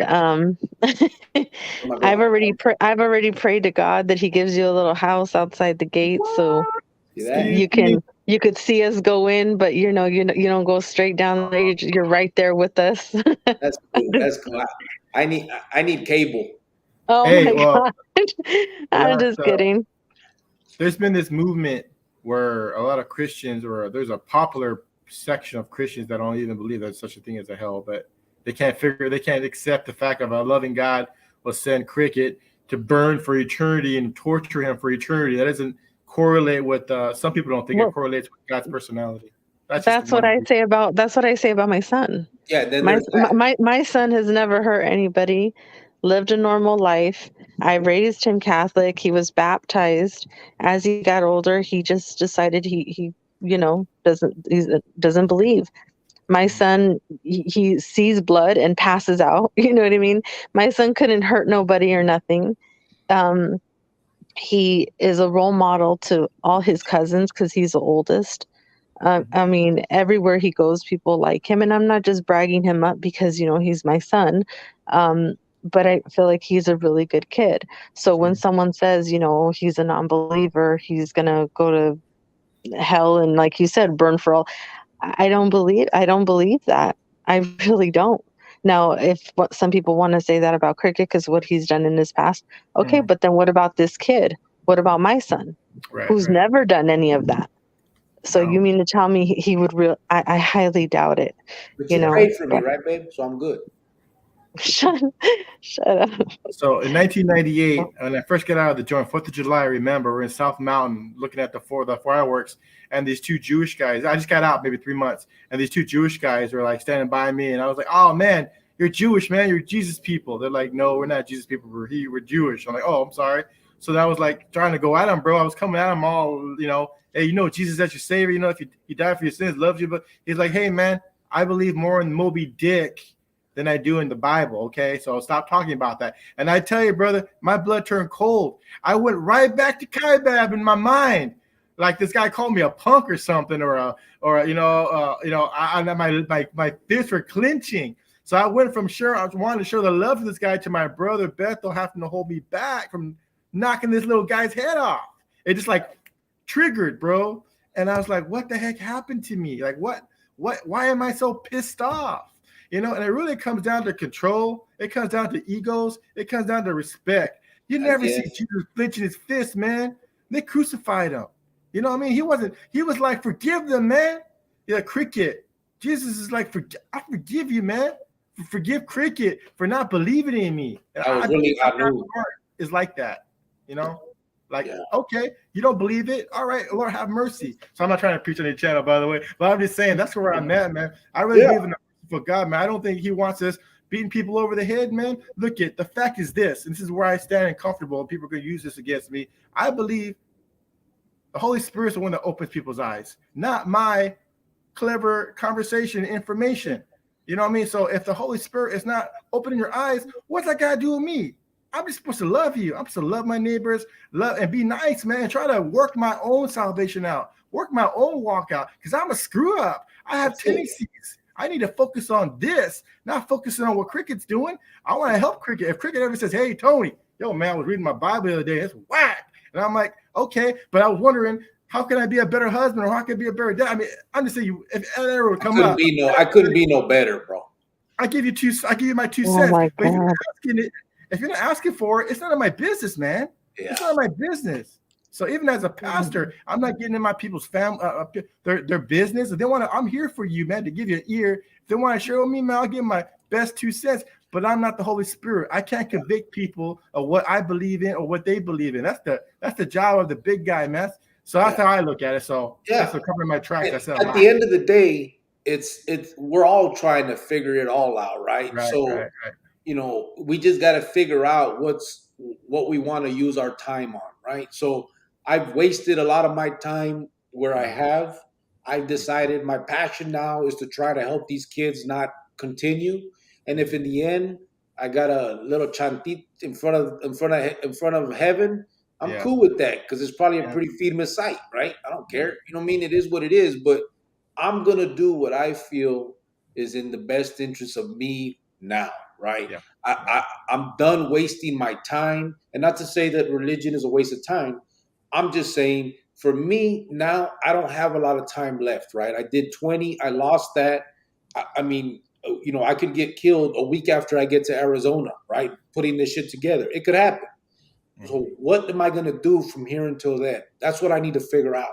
Right. And so that's why I say I need to get this thing put together in a way where it doesn't stand on me, right? I need to get enough people involved to where if anything were to happen to me, right, a car accident, I'm flying out there and I die, whatever, then this continues, right? I want this to be something more than me. I can't do this alone, and I'm not trying to.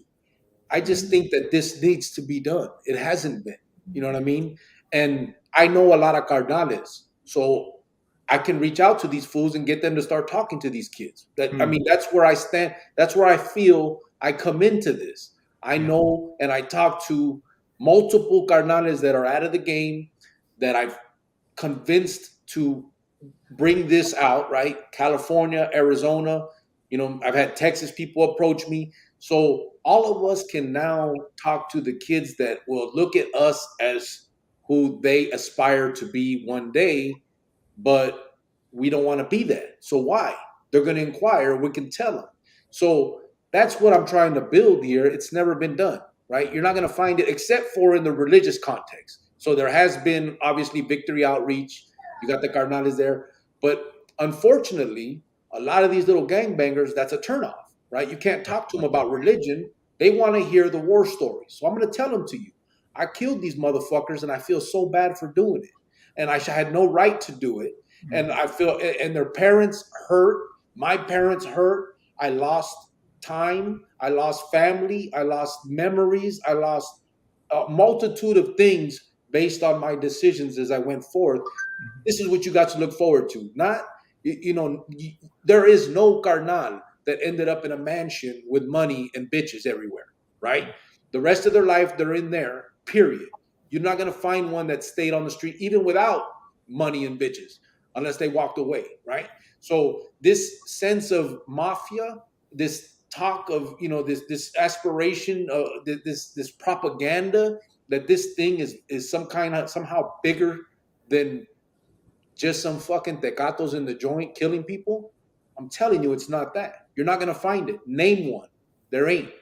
Even the ones that, let's just say, didn't walk away. The ones that everybody wants to say he's a solid carnal that stayed to that, he didn't do that. He still died an old fucking man that was probably senile and no one gave a damn about. Period. Now, today they're gonna say, what a great fucking guy. What does that do for him? What does that do for his mother, his kids, everybody that he left behind for this nonsense? Most of these dudes, if you think, let's talk about them. Pablo, Sana from California, their carnales are not even the carnales of today, right? There's no contemporary carnales for them anymore. Pablo is here, he's a carnal, but all his carnales are fucking 20, 30-year-old saying nigga, right? I mean, it's not who it was. It's not. So you're telling me he's happy? He can be, bro. And just because he stood solid doesn't mean he's something special. Like that don't mean shit. And I know Pablo. He has a daughter. I remember when we were in the county, his daughter worked at McFucking-Donald's. Like she was struggling. Her dad couldn't be there to help her. And, I mean, maybe with some money, but that's not what your kids want. They want you. Yeah. And you weren't there because you wanted to be what? Something special to some kids? So you wanted to be looked upon as some fucking greater than what? You want to be a killer? You want to be looked upon as the baddest motherfucking killer in town that didn't snitch or didn't walk away or didn't. What the fuck kind of that's nonsense. At the end of the day, there's nothing to that. You gotta grow up. Is that how anybody wants to die? Alone in a fucking cell, probably locked down, maybe on the yard, looked upon as, orale, homeboy, ¿qué hubo? What the fuck? You're still in the joint, just like you were 30, 40, 50 years ago. The exact same place you were when you came in. Nothing has changed. You haven't grown in your head. You haven't grown anywhere. Your daughter's probably out there now with 4 or 5 kids struggling with no baby daddy or 10 of them. I hate to stereotype, but that's just the life that we live, right? We're not there for our kids to show them anything. Like we're stuck, right? Like we're stuck on neutral. We're not the role models we're supposed to be for our kids and our families, and we're not who our mom that we all talk, our jefita that we love so much, and mi jefita this and all this bullshit. We're not who she envisioned us to be. That's not who she wanted us to be. But somehow we love her. That's our jefita that we love so much. And if you say anything about my mom, I'm cutting your head off. Yeah. Bro, you've done more damage to your headphone than anybody ever could. Yeah, so sad, brother. There's so many things. Like, it just doesn't make sense anymore. Yeah. And these brothers need to come out and just talk about it now. Fuck it. Yes, these motherfuckers want to kill me. Listen, bro. They bleed like me. I don't believe in God, so I'm ready. You come at me, I'm whacking you back. I'm self-defense is what I'm about, period. Right? I'm not looking for it, but you ain't gonna take me easy. But I'm trying not to. I don't want to go that. All I want to do is help in this world now. Period. Don't come at me. And if you do, you do, right? They can get me, no problem. But it ain't gonna die with me, brother. I'm promising you that it ain't gonna die with me. I've already put too much out there, Holmes. Okay. There's too much out there now. People see it for what it is, and there's still some fools that are blind to it. There's still some people that are brainwashed. You gonna see it, man. Everybody does, man. Die-hard carnales are seeing it, man. I whacked 4 people for that shit, brother. Tell me I wasn't die hard into that. I was ready. I was ready to go. I told my Ruka when I met her, this comes first, period. I wrote her a Wheeler. My carnales come first, period, is what I told her. You'll never be before them. I told her that straight up. I lied, but whatever. And so, but that's, Yeah. but that, at the time I meant it, bro, until I started seeing it for what it was. So everyone is seeing it for what it is. This isn't nothing to be a part of. There's no benefits here anymore. If there ever was, it just wasn't. This isn't no mafia. Don't think about it like that. You're never going to be in a mansion. You're never going to be on a yacht. None of that shit happens, right? It just don't.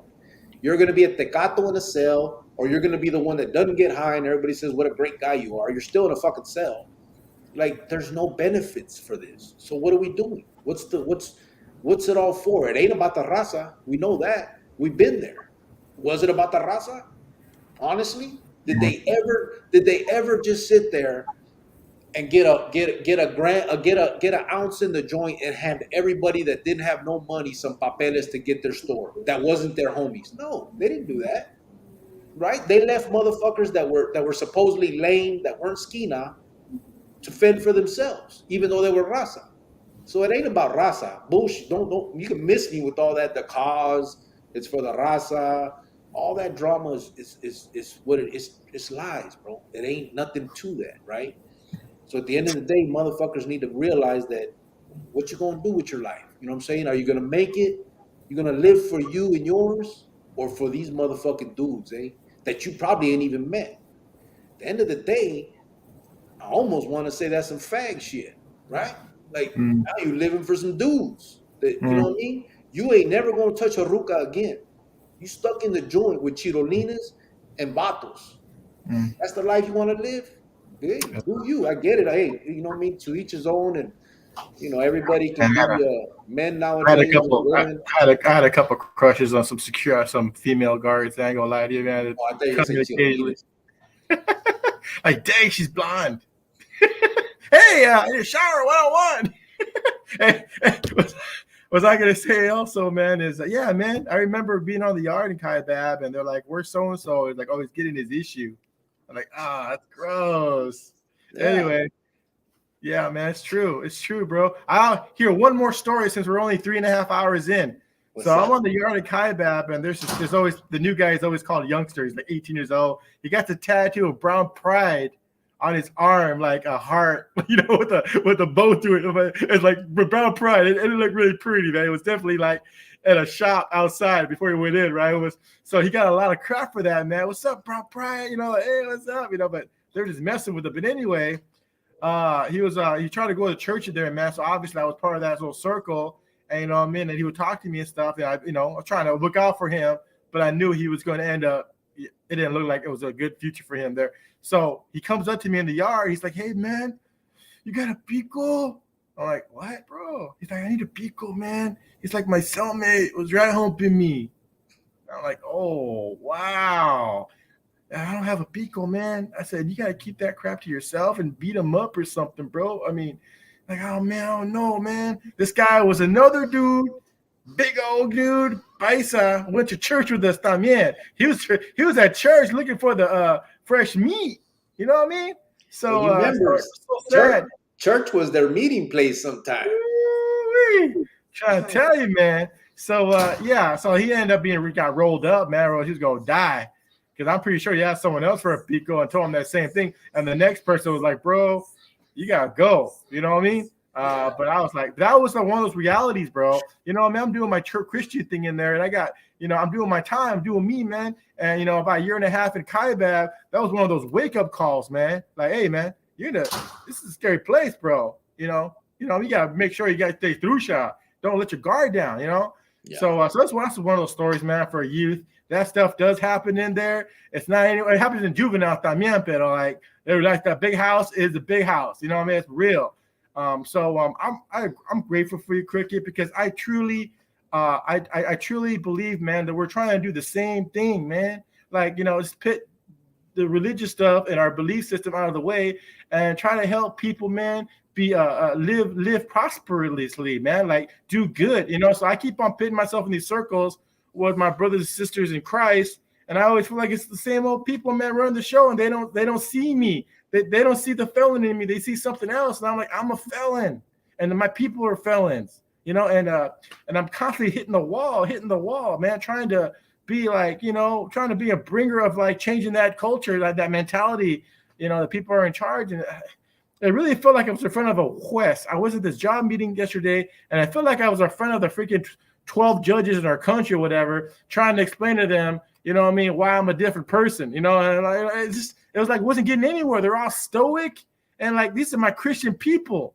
and they're all stoic, man. Like they just turned off the switch and went from like we follow Jesus to like here's another freaking con. What do you want, con? And I just like it messes with me, bro. So I get annoyed, passionate, the same way you get annoyed with all your past Emmett people. It's the same way my wife and I get annoyed with some of our Christian folks. Like y'all don't get it, man. Y'all stuck. I'm stupid. So anyway, that's all I'm gonna say. It's late, so. You're right. I know one thing. Maruka's real lucky she met me. Oh my, this guy. That's all I was gonna say. The same thing, bro. See? We think alike. Hey, you got green eyes. No. God. He's not the first boyfriend I've had that has green eyes. Yeah, but I was the first heterosexual. Oh, Mike. I ain't gonna say anything. Was he a twin? Anyway. I'm just kidding. It. No, I just thank you guys for coming on, saying what you had to say. You're welcome. I appreciate you both. What? I said you're welcome. Stop it. No, but all jokes aside, I really am grateful for him, and I'm grateful for the life that I do live now. And you're welcome. This freaking I try, and then he does this. You know what I mean? All the time. Listen, babe, just be honest with yourself. We're okay. It's all good. All right. Anyway. Nah, just playing. Serio. When's the next music night? Saturday. Saturday. Well, yeah, Saturday. Yeah. No, but serio, bro. Thank you for coming on for real, because we don't get into the religion aspect a lot because I know what it leads to. But I do like people to understand where I'm coming from when I say that. And I know a lot of people automatically think negative when they hear that.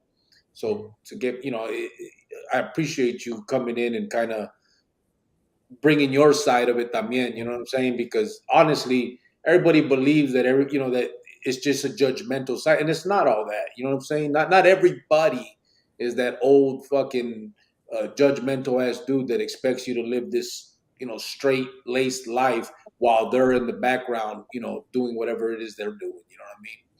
Yeah. And so I appreciate it's your house, bro. It's your house, man. I respect it. I'm not gonna come in here trying to like act like I know something. The truth is, Cricket. I think you're one of the bravest You're probably one of the bravest guys I know on the whole damn internet. Next to those people in Iran or North Korea, they're trying to get out of their countries, man. Yeah, man. I say that with a full heart, bro.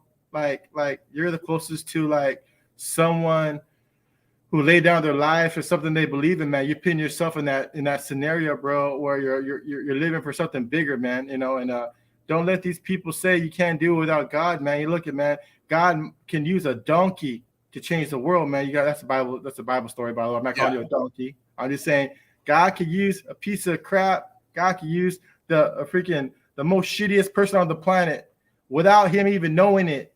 And I believe that, man. I believe God is going to use your Cricket, whether you flip him off or whether you don't believe him or not. I think that what you're doing is aligned with what you're supposed to be doing, bro. And I'm praying for you, man. Like I hear the people pray, we're praying for you, Cricket, but I'm praying not that the Lord or that you and Giovanni have this great scenario, but that you keep on doing with your heart. That you keep on following through on what you got in your heart, man. It feels good to do good, bro. It feels real good to do good, man. So you're doing it, man. So I appreciate that. With that said, you can kick us out now. Well, honestly, thank you to your wife for coming on. Quarter tank. For real though. Thank you guys, Thank man. you to your wife for coming on. It was Michelle, right? Michelle, yep, thank you. Michelle, nice I'm to not gonna meet beg you no you. more, guys. You guys gotta invite us now. I gotta invite us like a brother, man. You gotta Right. invite us. Oh, if I could have time, Cricket. I'm not working, you know. All right. Well, Michelle, thank you for coming on. Like I said, I always like to hear from the wives, and I'm more like I like to hear, your guys' side of the story also, and the kids. I always like to ask, everybody in the chat, how's the kids doing? How, just that kind of stuff. Those things that are, things that we could cherish. You know what I mean? Like I know that we have to get into like the war stories sometimes and things like that to understand it, but for me, I like to hear the other stuff, the good stuff, so I appreciate you guys. I'm telling you, Chronicles couples retreat on the Zoom. I had like 3 couples on here, man. You know what I mean? Like, what's up? I was like, I'm like, no, babe. By the way, to the LGBT community, I just say those words because that's the way we talk. And you said the N-word too, which is very popular in California and Texas now. I don't think it's in Arizona yet. Don't cancel me. I believe that women can be whatever and guys can be the other. Yeah. Whatever. I thought you were saying they're real happy. I didn't know you meant gay like that. I thought you were like gay and happy, man. I didn't know what you were talking about. Oh, no. Got me confused now. Okay. You gotta try to clean it up. Well, you guys have a good night. Thank you so much. Thank you, Javon. Appreciate it, guys. Bye, Michelle. Yes. Oh man, yeah. Oh, babe, you were getting into it. I told you, babe, I'm a superhero. You're like Captain Save-A-Cholo. See, that's how I roll. All right, let's get these comments, and then we're gonna get out of here. We're at 3 hours. All right, I know.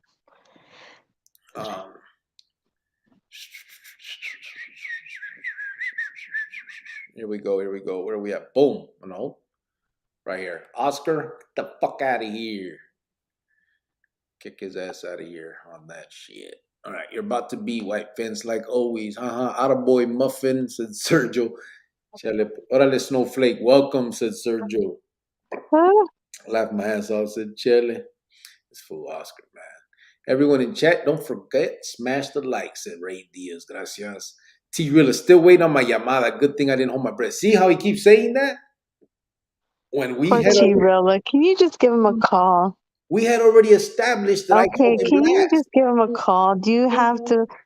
I mean, who cares who called who last? Just give him a call.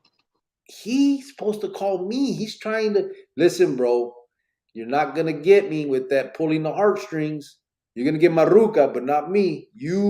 I'm waiting. Just give him a call, a text message, or something with emoji or something. I've been waiting for him.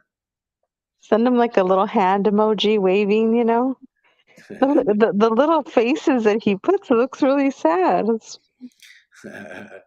Sergio said, "Cold world, T-Rilla."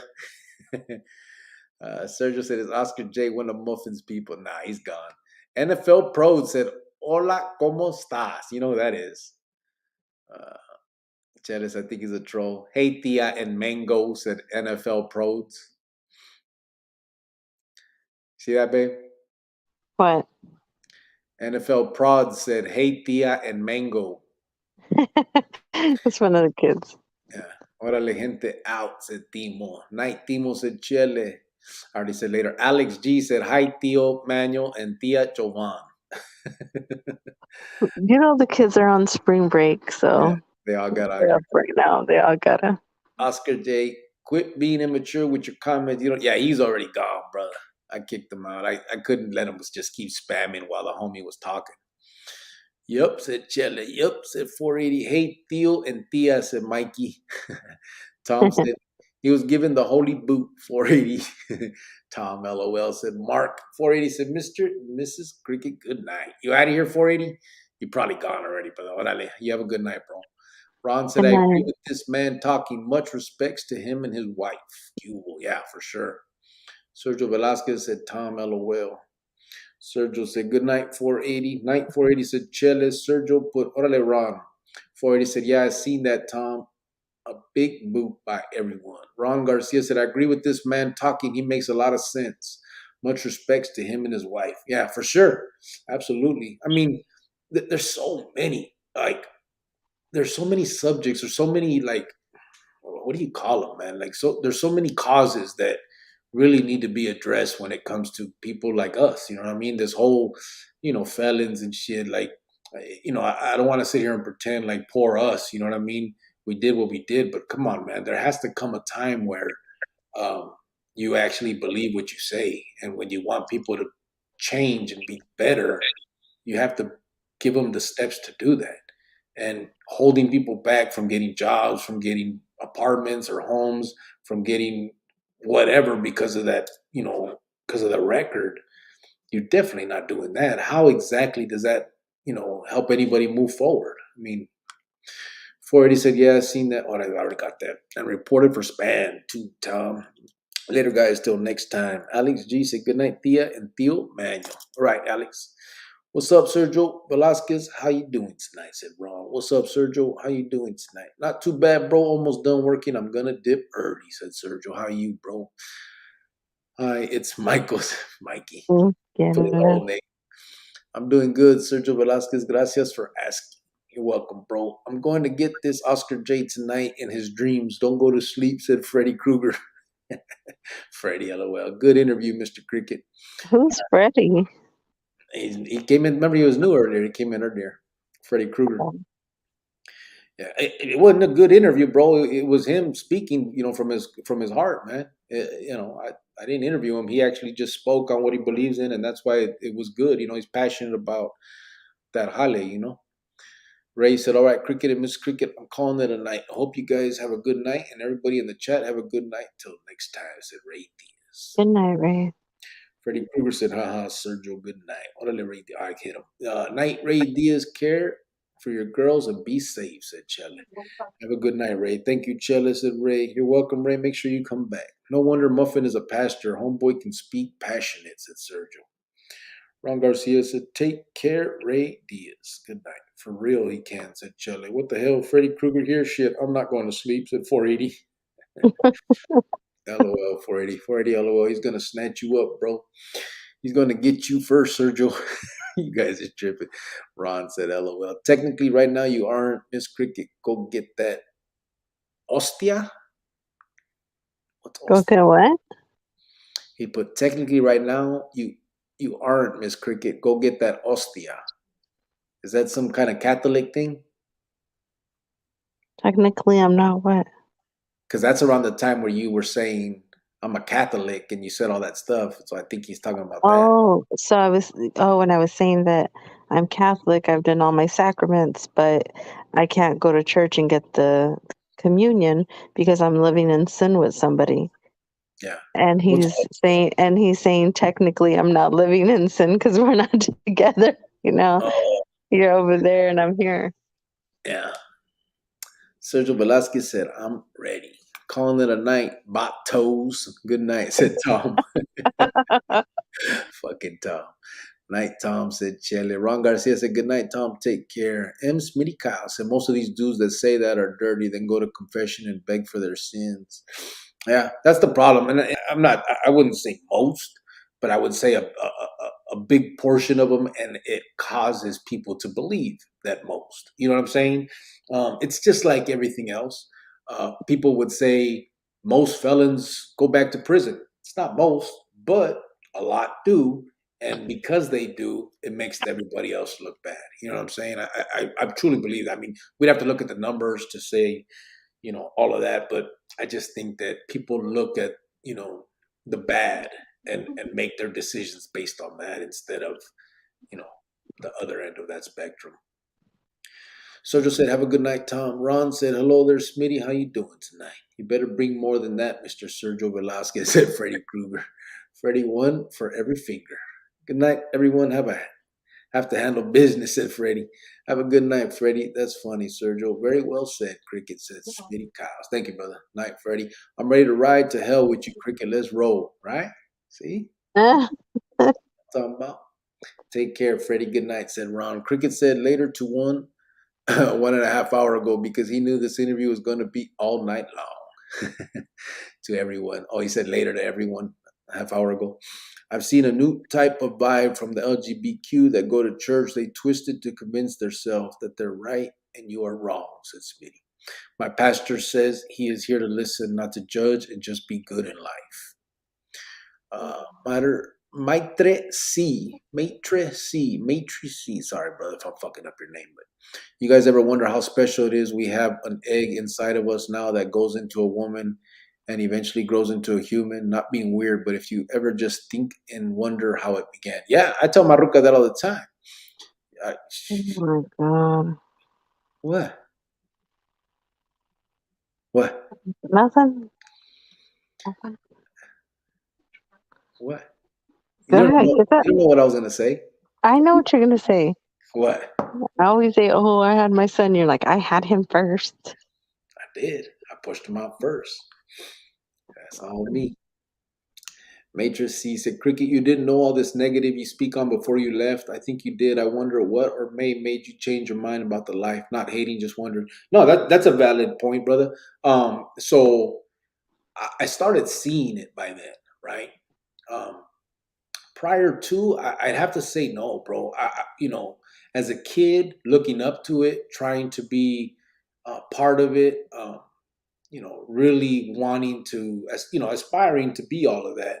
I didn't see it, bro. I heard about this cause. I thought it was about the raza. And if we're being honest, bro, I wanted to be one of the cool kids on the block, right? I mean, if you think I'm 17, remember this at the time. We're talking about from the age of like 12 to 17, then I go to prison. Think about where you were at that age. Everybody, right? Everybody, even good kids, right? In high school, there's not everybody, but the majority want to be the cool ones in school, right? They want to be the ones that the football players or the stoner, whatever the cool part is that you see, right? Whatever it is. So that's what you do, right? And it's the same thing for us or me at that point. Like I was a kid, I wanted to be the baddest of the bad. Period. I was a gang member. The top of that pyramid was that. That's it. So once I hit the pinta, I was steps away from becoming what I had always wanted to be. I didn't look at it as a nefarious, clica. I didn't look at it as being any of that. You know what I mean? It didn't become what I didn't see it for what it was until until I was deep in it, right?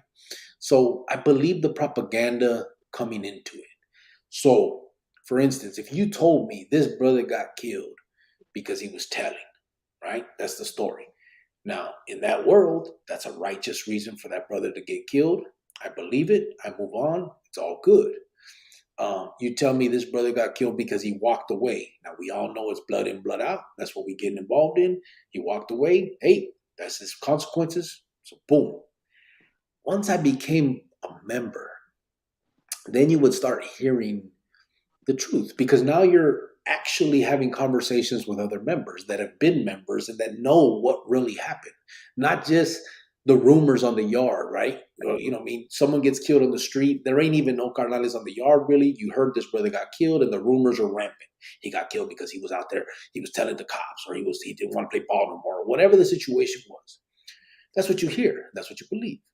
Once I became a part of it and I started hearing the real reasons when they would say, nah, they said they killed this fool for doing drugs, but the two brothers that killed him were doing drugs too. And the real reason is because he killed somebody with them and they didn't want him to end up becoming a good informant on them, even though there was no proof of that. It could end up being that way. So they took him out. And you start hearing all these real slimy shit. These are supposed to be your carnales, right? And then they had the rule where they kill you if you do drugs, right? And at first, that kind of makes sense. But then it's like, but wait a minute. My real brother, I wouldn't kill him for doing drugs, right? I'm gonna try and help him. If I care about him, I'm gonna do my best to help him. You just whack him? I mean, I get it where it's a criminal organization, so it is what it is.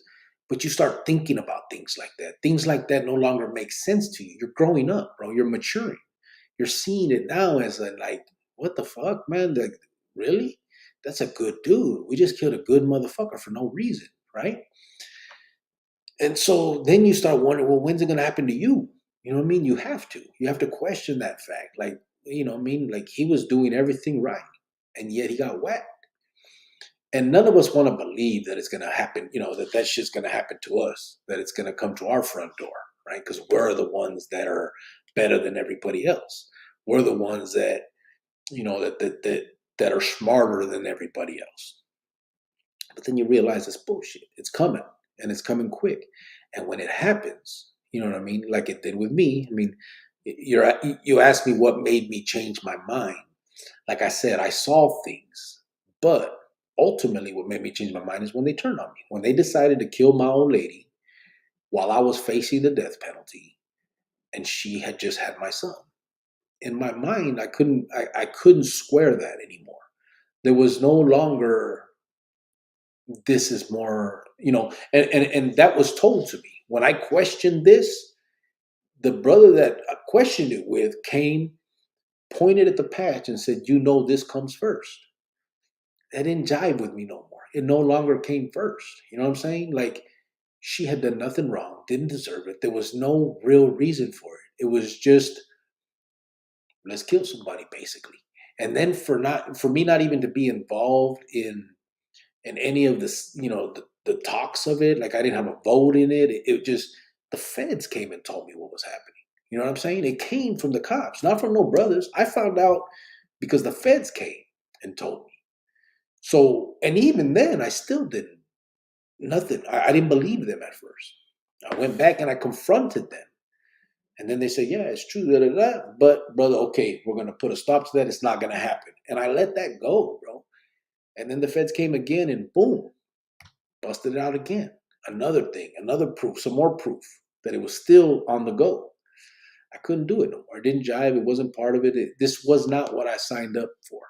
And I have been seeing that, but this was now against me. And listen, that's all you know what I mean? I get it. I mean, we're all selfish creatures at the end of the day. It came home to roost on me. I had to make a decision. I made the decision that was for me, period.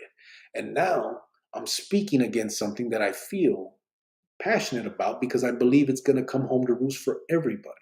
I think all these kids are getting involved in something because they truly believe the stories. They haven't heard the truth, right? You don't hear, man, there was some time there where I laid in my bunk at night and tears just, I didn't bawl, but my eyes got watery. You know what I mean? No one says that. No one wants to say that because that's weakness, right? So if you don't tell these kids that, how do they know? They think the whole thing was a fucking party, right? You're in the joint, you're having spreads, you get on TikTok and you hear these motherfuckers talking about how great the joint is and how they're pulling bitches and how they're getting high and they're taking dope here and they're making money. And this is a great party, right? This is this time of their life. No one talks about, I lost my kid behind this. I lost my time with my son behind this. My girl went out and fucked, all kinds of vatos and she left me and I'll never see her again. And she took my kid from me and I'll never see my kid, right? My mom died while I was in here, broken woman because her son turned out to be a piece of shit. No one talks about all that. They want to talk about the great time, how great everything was, how wonderful it was, all these bitches that came to visit, all these letters that they got, right? So, at the end of the day, motherfuckers feeling like they're looking or sounding weak, motherfuckers need to stop caring about that bullshit, bro. If you truly care about kids, man, like we try to say we do, right? We're in prison. We're all about this. We're against crime against kids and child molestation and no women and children, right? We stand on this, right? We're these big proponents of kids, and yet we're ready to recruit them to throw their whole life away. That doesn't wash, brother. That's not that mentality right there is not what we're portraying. You know what I'm saying? If you're not truly there to protect these kids, I don't care if they ended up in the joint, bro, at 17, 18. Just because they fucked up doesn't mean that they, threw their life away and you should help them do it. You're old enough to know better. You should be able to talk to them and say, hey, man, this ain't it. This is what I did. This is how much time I've done. This is what I lost. Whatever it takes to help that little motherfucker choose something different, period. If you truly believe in kids, right? If you truly believe in all this shit you try to say you do, right? Kids, and you don't go against them and all this great stuff that people talk about, right? Then that's what you would do. But they don't, right? They're recruiting kids to throw their life away. They're forcing them to throw their life away. You have to carry this shank in your ass to the fucking joint, to the kitchen, right? Or else you have to stick this motherfucker in his neck in the church, or you're fucked, right? All these things that you're forcing kids to do, yet you somehow are a proponent of taking care of kids. And no crime against kids. That's a crime, brother. You are destroying that kid's life as if you just fucking made him suck your dick, period. Think about it. No one wants to talk like that. Everyone wants to believe that this is something different. You're destroying a kid, period. So motherfuckers got to think of that. And it's time motherfuckers speak up. Fuck all this fucking, we're gonna, the war stories and how I killed this fool and his brains did all that. Come on, man. What the fuck is that? How is that exactly how does that make you something special? Like 12-year-old kids are doing that shit. Killing motherfuckers don't mean nothing. That's easy. That's nothing. Being out here, being a man, being there for your family, making your people proud, regardless. If your parents weren't there for you, fuck them. There's still people you can make proud. Most motherfuckers have kids that are in the joint, and then they want to pretend they're the best fathers in the world, right? Best mothers in the world. You want to go buy your daughter a fucking little heart made out of string, and pretend like your father of the fucking year. Come on, man. Then your daughter ends up pregnant at 15, and you don't know what happened. What happened? Oh, I can't believe it. Right? Come on, man. Yeah. Motherfuckers need to open their eyes and realize what's happening here. And we're the fucking problem. So yeah, brother. That's what made me kind of, I went on a fucking thing. That's kind of what opened my eyes, bro. At the end of the day, again, I admit, you know what I'm saying? I played the game to the fullest. I'm not no victim. I've said it before. I'm not a victim. I did it. I played it. I was involved in it. I did it to the fullest. I did more than some, probably more than most. But there came a time where I couldn't lie to myself or anybody else anymore. And that time came when the woman I loved was about to get whacked and my son was about to be a bastard. You know what I'm saying? That's what, that's the honest truth. Selfish, probably, but I don't give a fuck. It was about time I became selfish. You know what I'm saying? It's about time that I thought of the people I loved. So, Ron Garcia says, Smitty, I agree with you. The LGBT people think... You're so handsome when you get into it. Oh, I'm fine all the time, girl. I mean... I'm a fucking superhero. Woo. I know. I love it. You want some of this? Guys, close your eyes. We're about to have one of them visits. Yes. Smitty, I agree with you. The LGBT people think they can live in sin and serve the Lord Jesus. You can't be living in sin and serving the Lord. You can serve me anytime. Attaboy, cricket. Orale. Good night, everyone. It's time to wrap up so I can get off work, said Bella Kennels. Night, Bella. Well said, cricket. Probably the best argument for dropping the life. I know that came before this new argument, bro. So it's a different kind of muffins than Sergio. We talk about the Cheetos. Laugh my ass off, Sergio. Good interview, cricket and Miss Cricket. Great thing. This man changed his life after prison for the better. What's up, Chin Checker? How you doing, brother? You're a lucky woman. She admitted to it. Yeah, she knows. Come on, bro. I didn't admit to nothing. You did.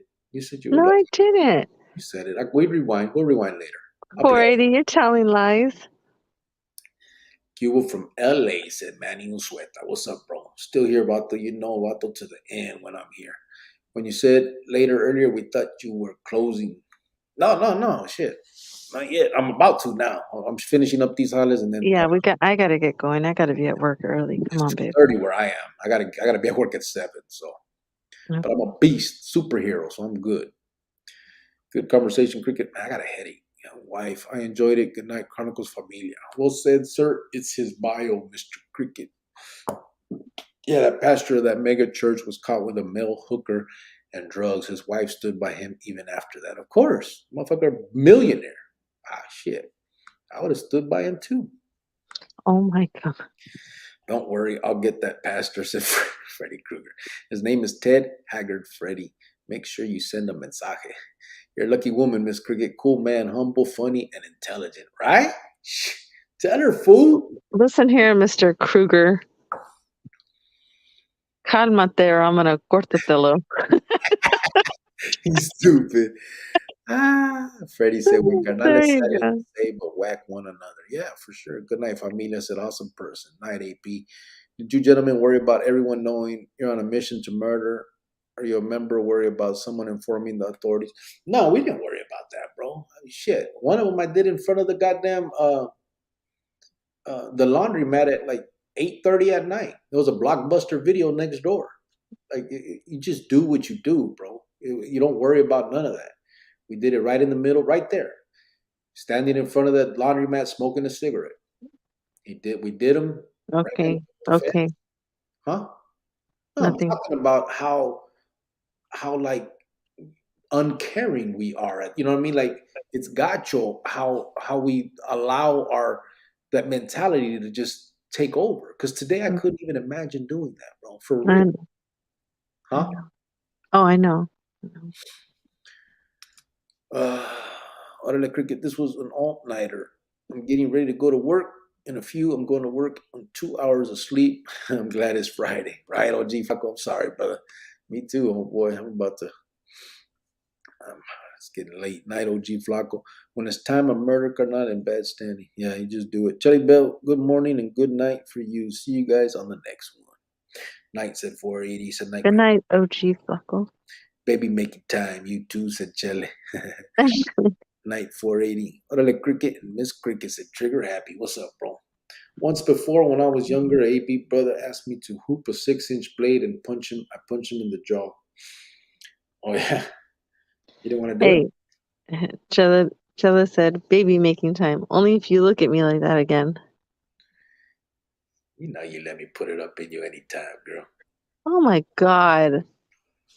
You like when I talk to you like that. Don't play all innocent. My girl's free.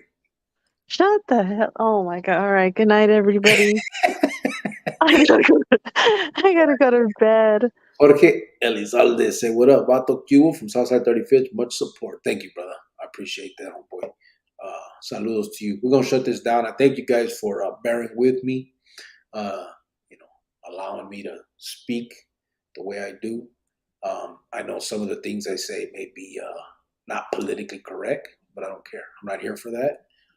If I hurt your feelings in any way, deal with it. You know what I mean? It's the world we live in, bro. And I'm not going to change the way I talk for anybody. I don't hate anybody. But I say what I say, and I mean what I say. Have a good one, everyone, said Sergio. Night 480 said Chile. I love you, baby girl. Good night, everybody. Yeah. You got any closing arguments? No, I think tonight was really good. I like when you get into it. I didn't talk too much. Huh? Oh, I didn't talk too much? Yeah, you always do. You know that. But I think tonight was great. If anybody else wants to go on there, let us know. For sure. But good night, everybody. Thank you for everything. And nothing is off the table. Anything that anybody wants to talk about, trust me. Even if you question me in any way, if you feel that I did what if I shouldn't have, whatever you got to say, homie, everybody's welcome. And unless you get too disrespectful or you get to the point where it becomes, obviously out of whack. Other than that, we can have a friendly argument. You can believe I'm lying. You can believe I'm full of shit. You can believe I'm a piece of shit. It's all good.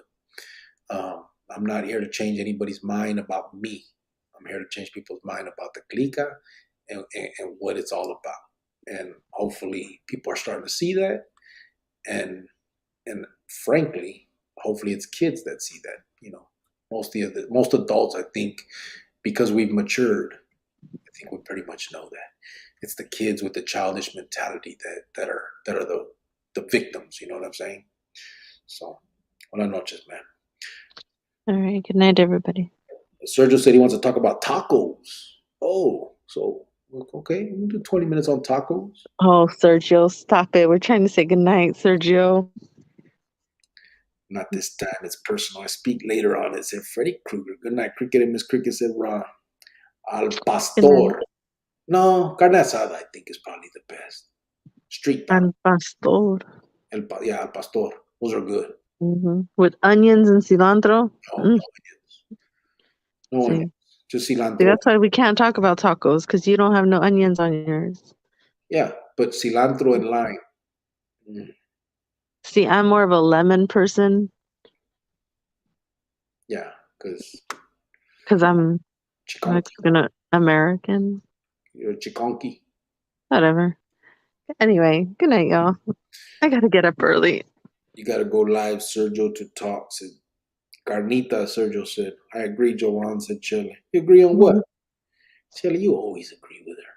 That's right, because it's finally somebody who sees that I know what I'm talking about. Chile, I am Captain Save a Cholo superhero. How is she know more than me? You're keeping everybody up now. We gotta go to bed too. Yeah, I don't want to go to sleep now. I'm all all razzle dazzle. Little razzle dazzle. All right, well, I gotta go. Good night, everybody. I'm logging out. Me too. I'm just playing. Órale pues. Buenas noches. Everybody have a good night. See you guys tomorrow. We will be back. Tomorrow's Friday. So I won't be back. It's Friday night. I gotta hit the streets. yeah. So Maruko will be in the hospital tomorrow night. Saturday we'll see if we can pipe her in from the emergency room. See you guys tomorrow. All right.